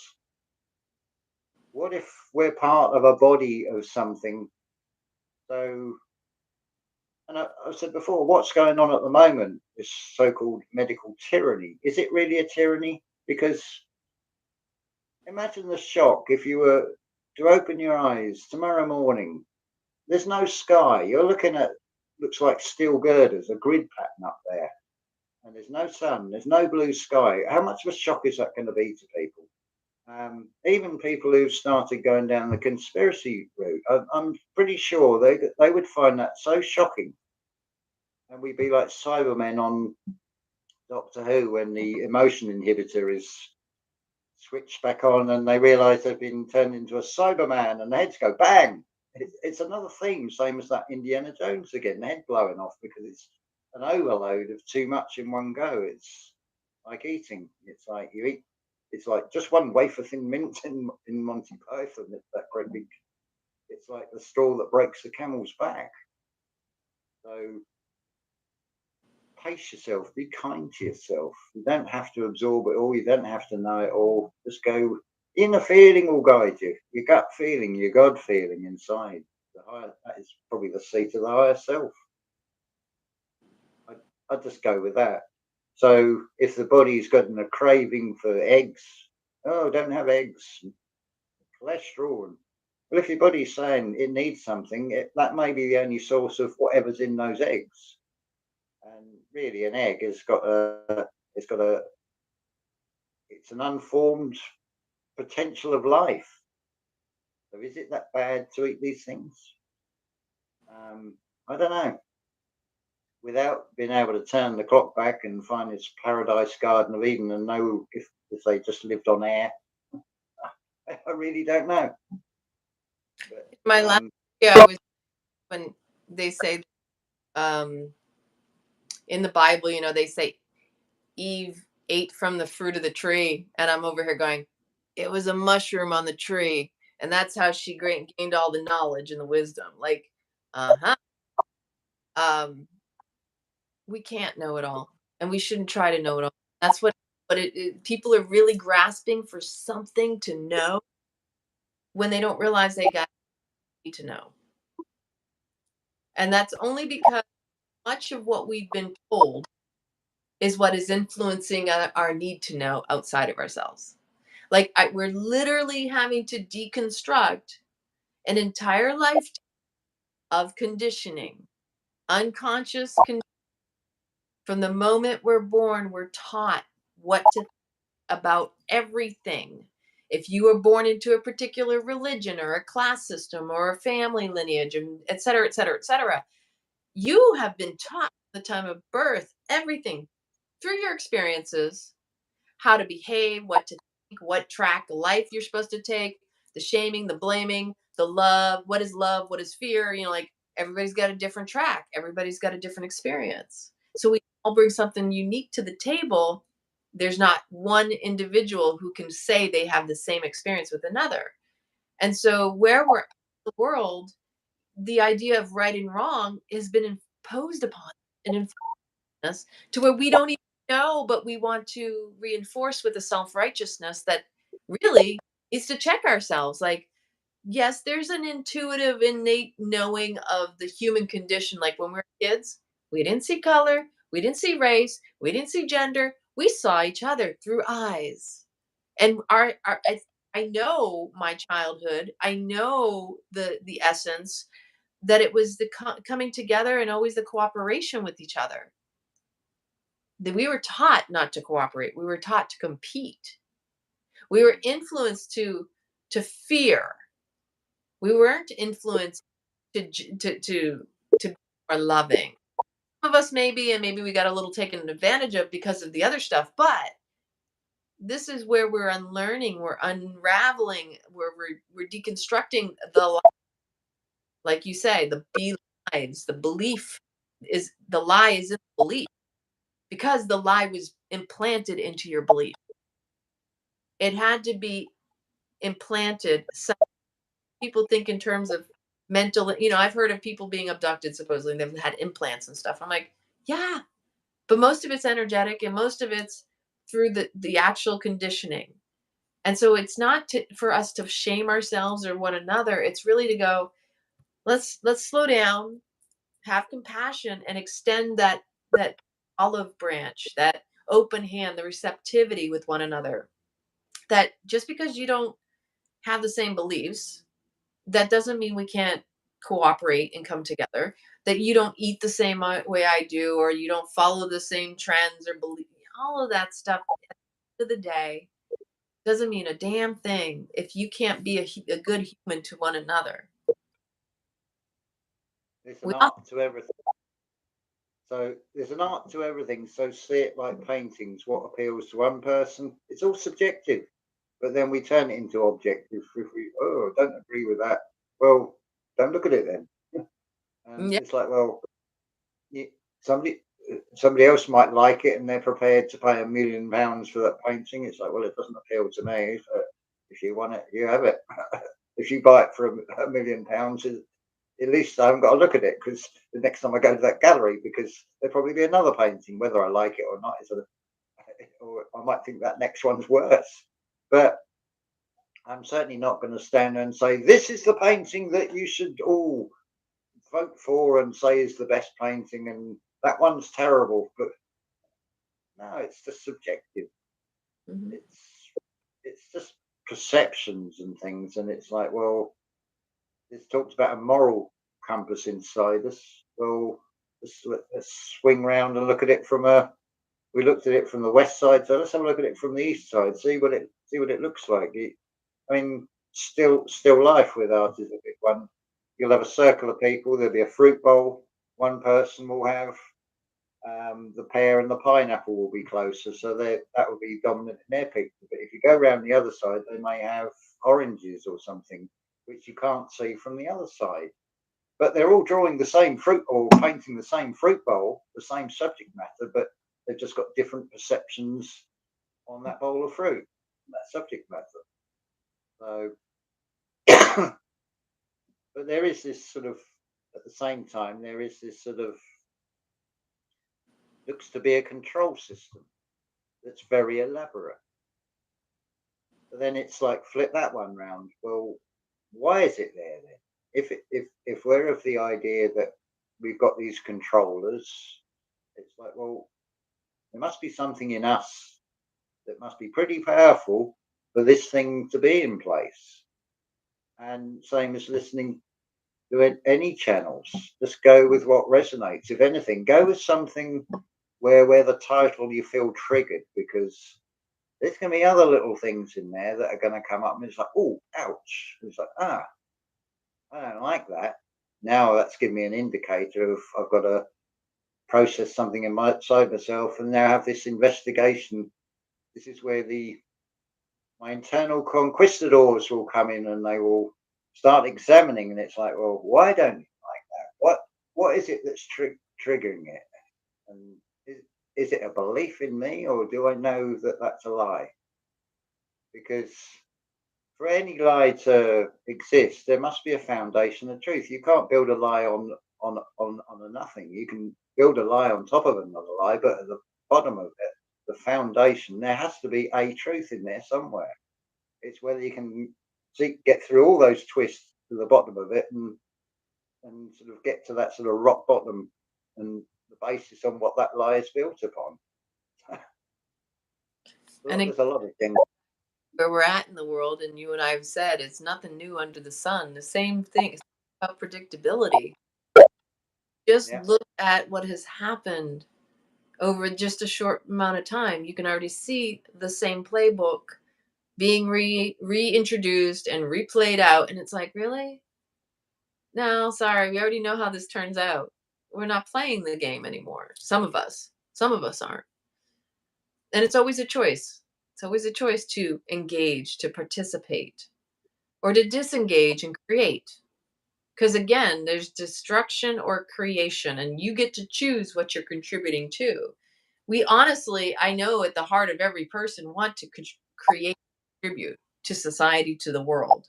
Because if we don't have that, that's what leaves that void, that feeling like we have nothing to live for, which is why I said be very tender with people when you're trying to impose or share your beliefs, because you just don't know if it's going to raise them up or it's going to send them over the cliff. And that's especially important and powerful right now during this period, because there is such a revelation revealing that it's not going to be obvious to many. External is just internal being put in their face. Because again, we interact where we're at. And so what we see outside of ourselves is just showing us what exists within us and needs our attention. Again, the collective collaboration is that we have a world in crises right now, whether it's on a world stage physically or just being broadcast as such, because a lot of this is really Hollywood. It is not necessarily what is going on the ground. And unless you're directly conversing and having conversation, know people in place, be careful what you attach to and be live in. And because the reality is, I know from my personal experience how I pick up the phone and call someone and they say, it didn't happen. That's not happening. Those aren't real pictures.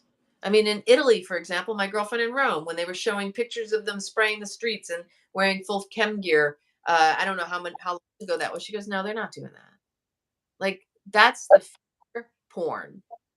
And it's real easy if you are, and if it trips you up, that just shows you how gullible, how manipulative they can be with you. And that's when you need to go in and really address the reasons why. Fear of abandonment, the fear of missing out, the fear of rejection. Because 9 times out of 10, the wanting to belong causes us to sell ourselves out and short just for the need to connect with others.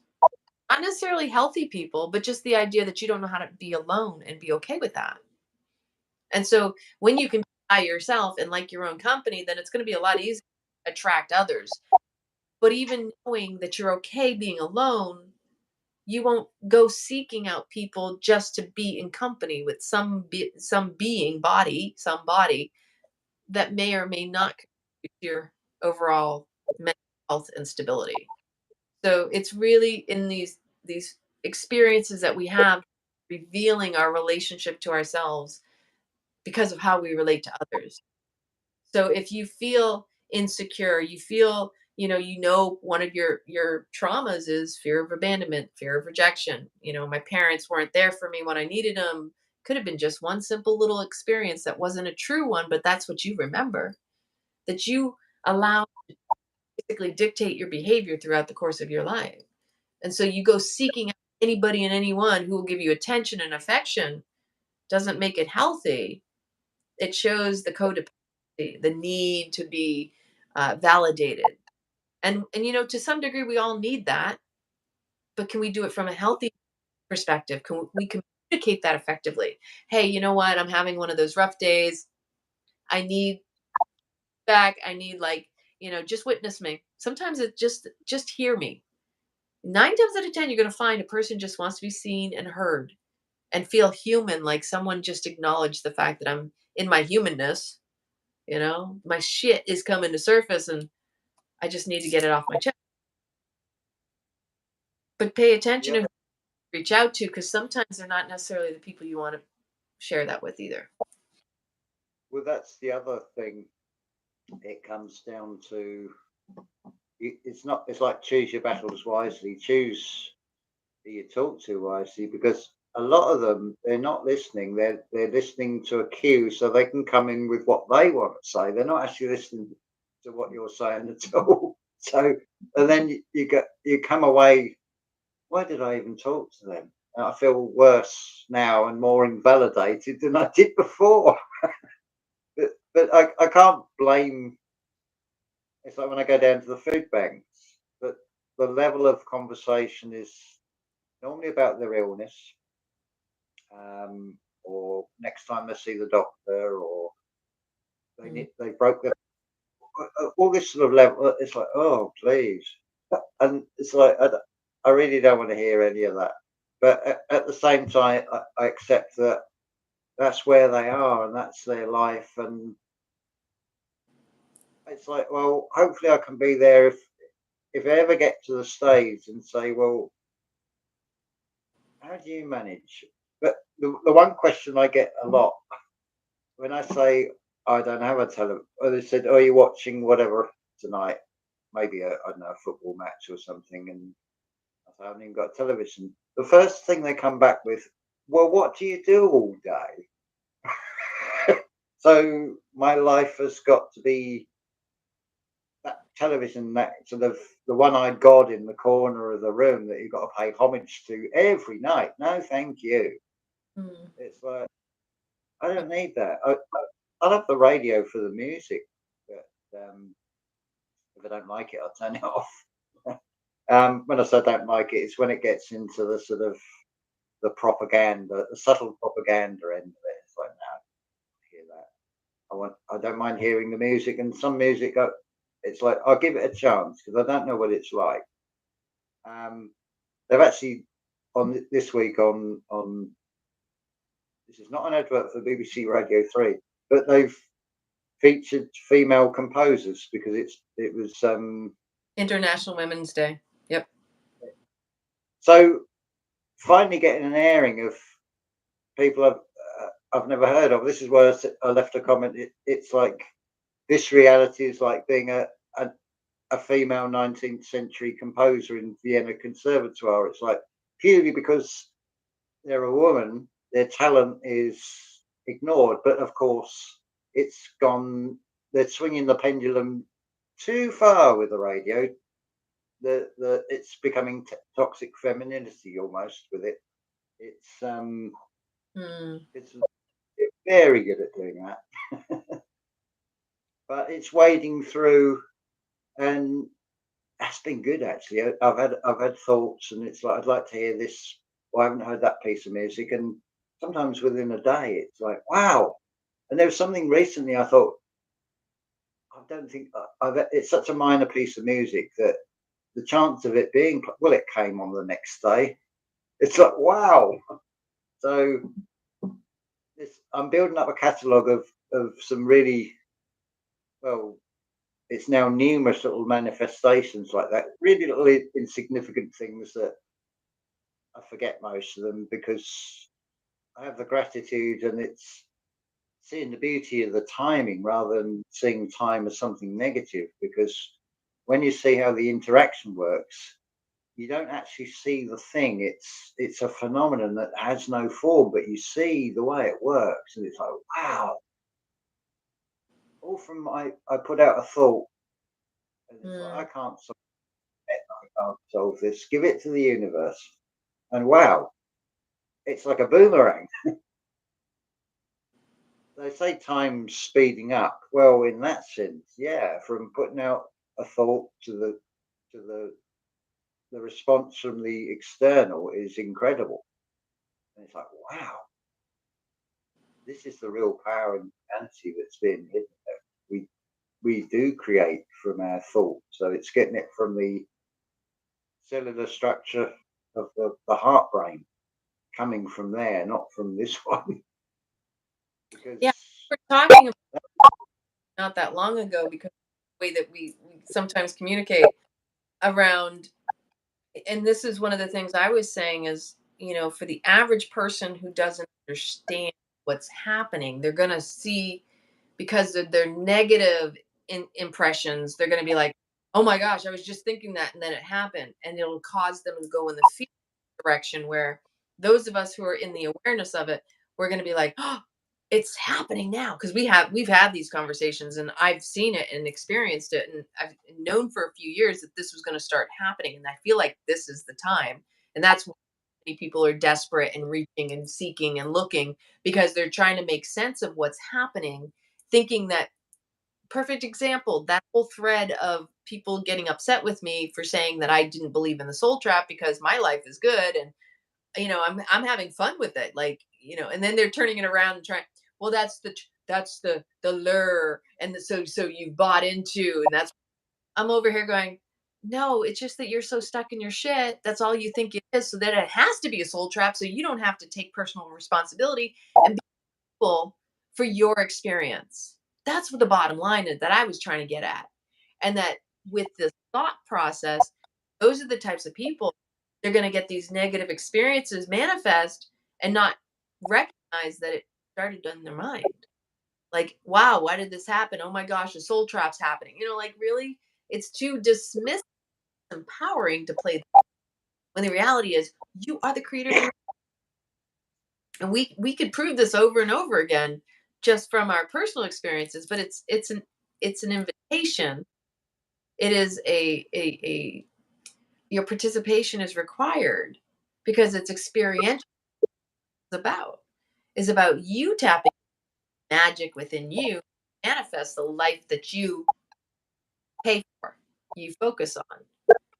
Give your and with thoughts. the soul trap idea, if it implants that idea, you build that soul trap with your own mind because you've created that belief that Yeah. you can't get out of. It was like the whole one sort of very similar to that is we're in a simulation. Well, this has been shown like with mice. They might go and check the edge of the glass, but then they just get on with it. It's like, well, okay, maybe I'm a character in a computer game.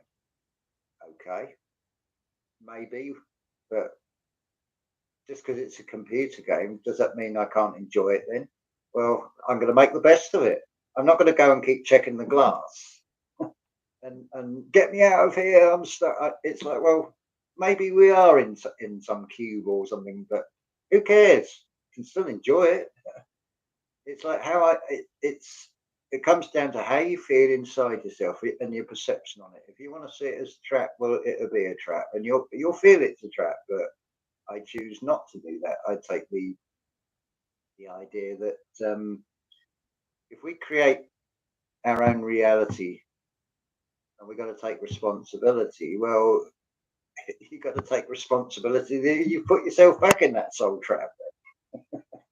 I like what Mish just said, a presence planet, not a prison planet.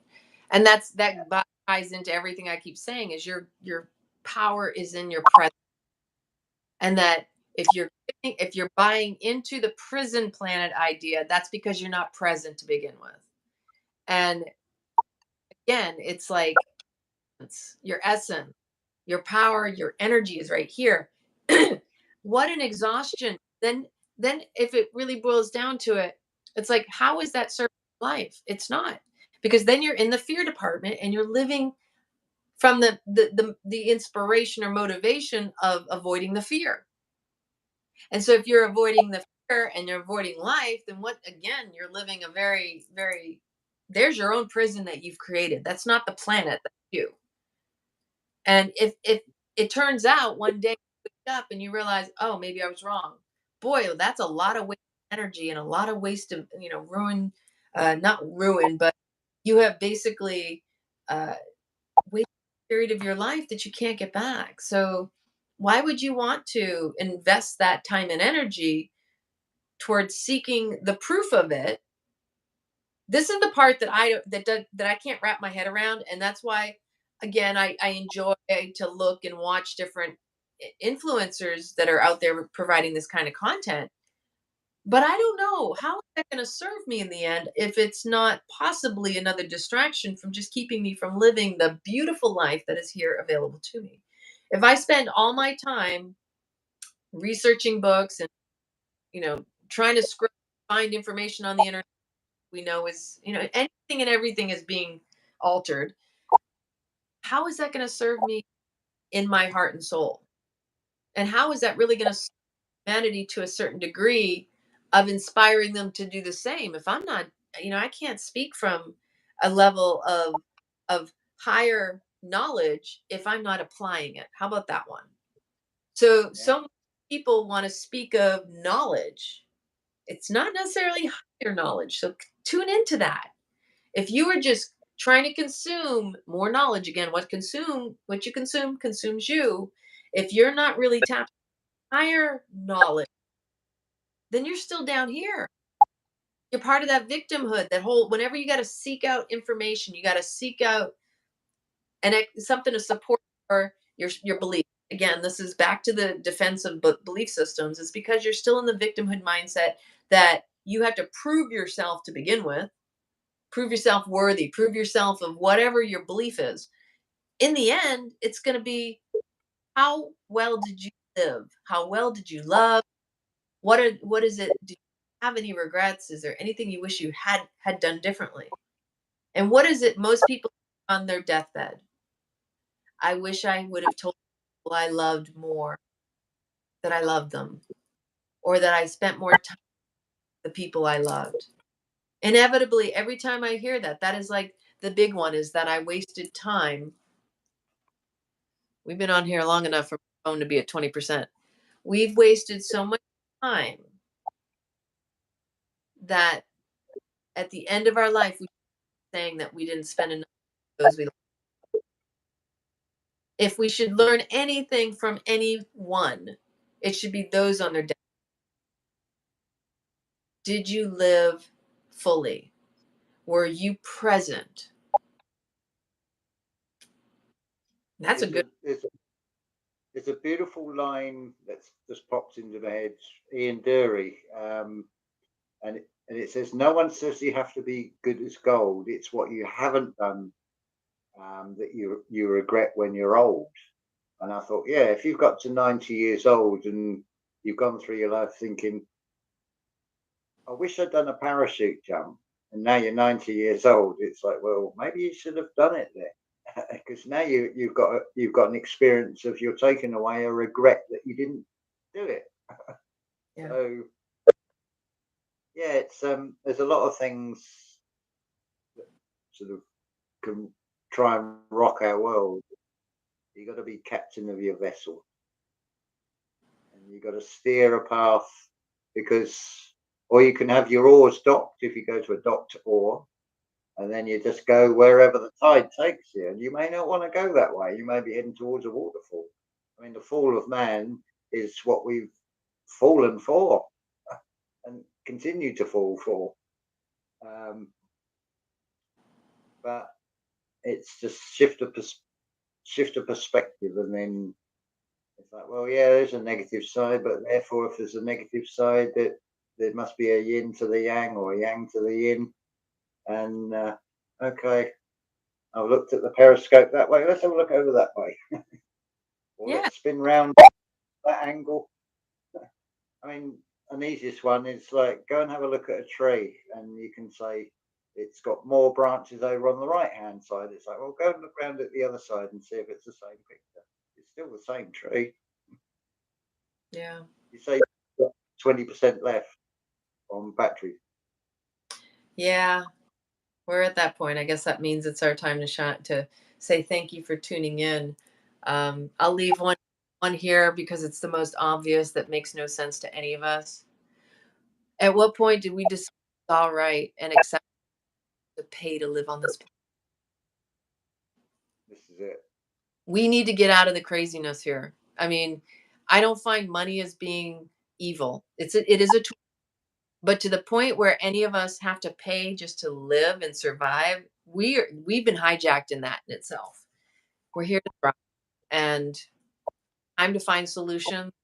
It's time to presence than in the victimhood mindset. So I really appreciate you, James. Love, love, love you. Love every one of you tuned in. Thank you, Pamela, Nish, Carl, on here. Anybody else? Anybody else who tunes in fact, let us know in the comments. Stood out the most for you. Good juicy bits to nibble on. All right. Yeah. Thank you very much, and thank you, chat room.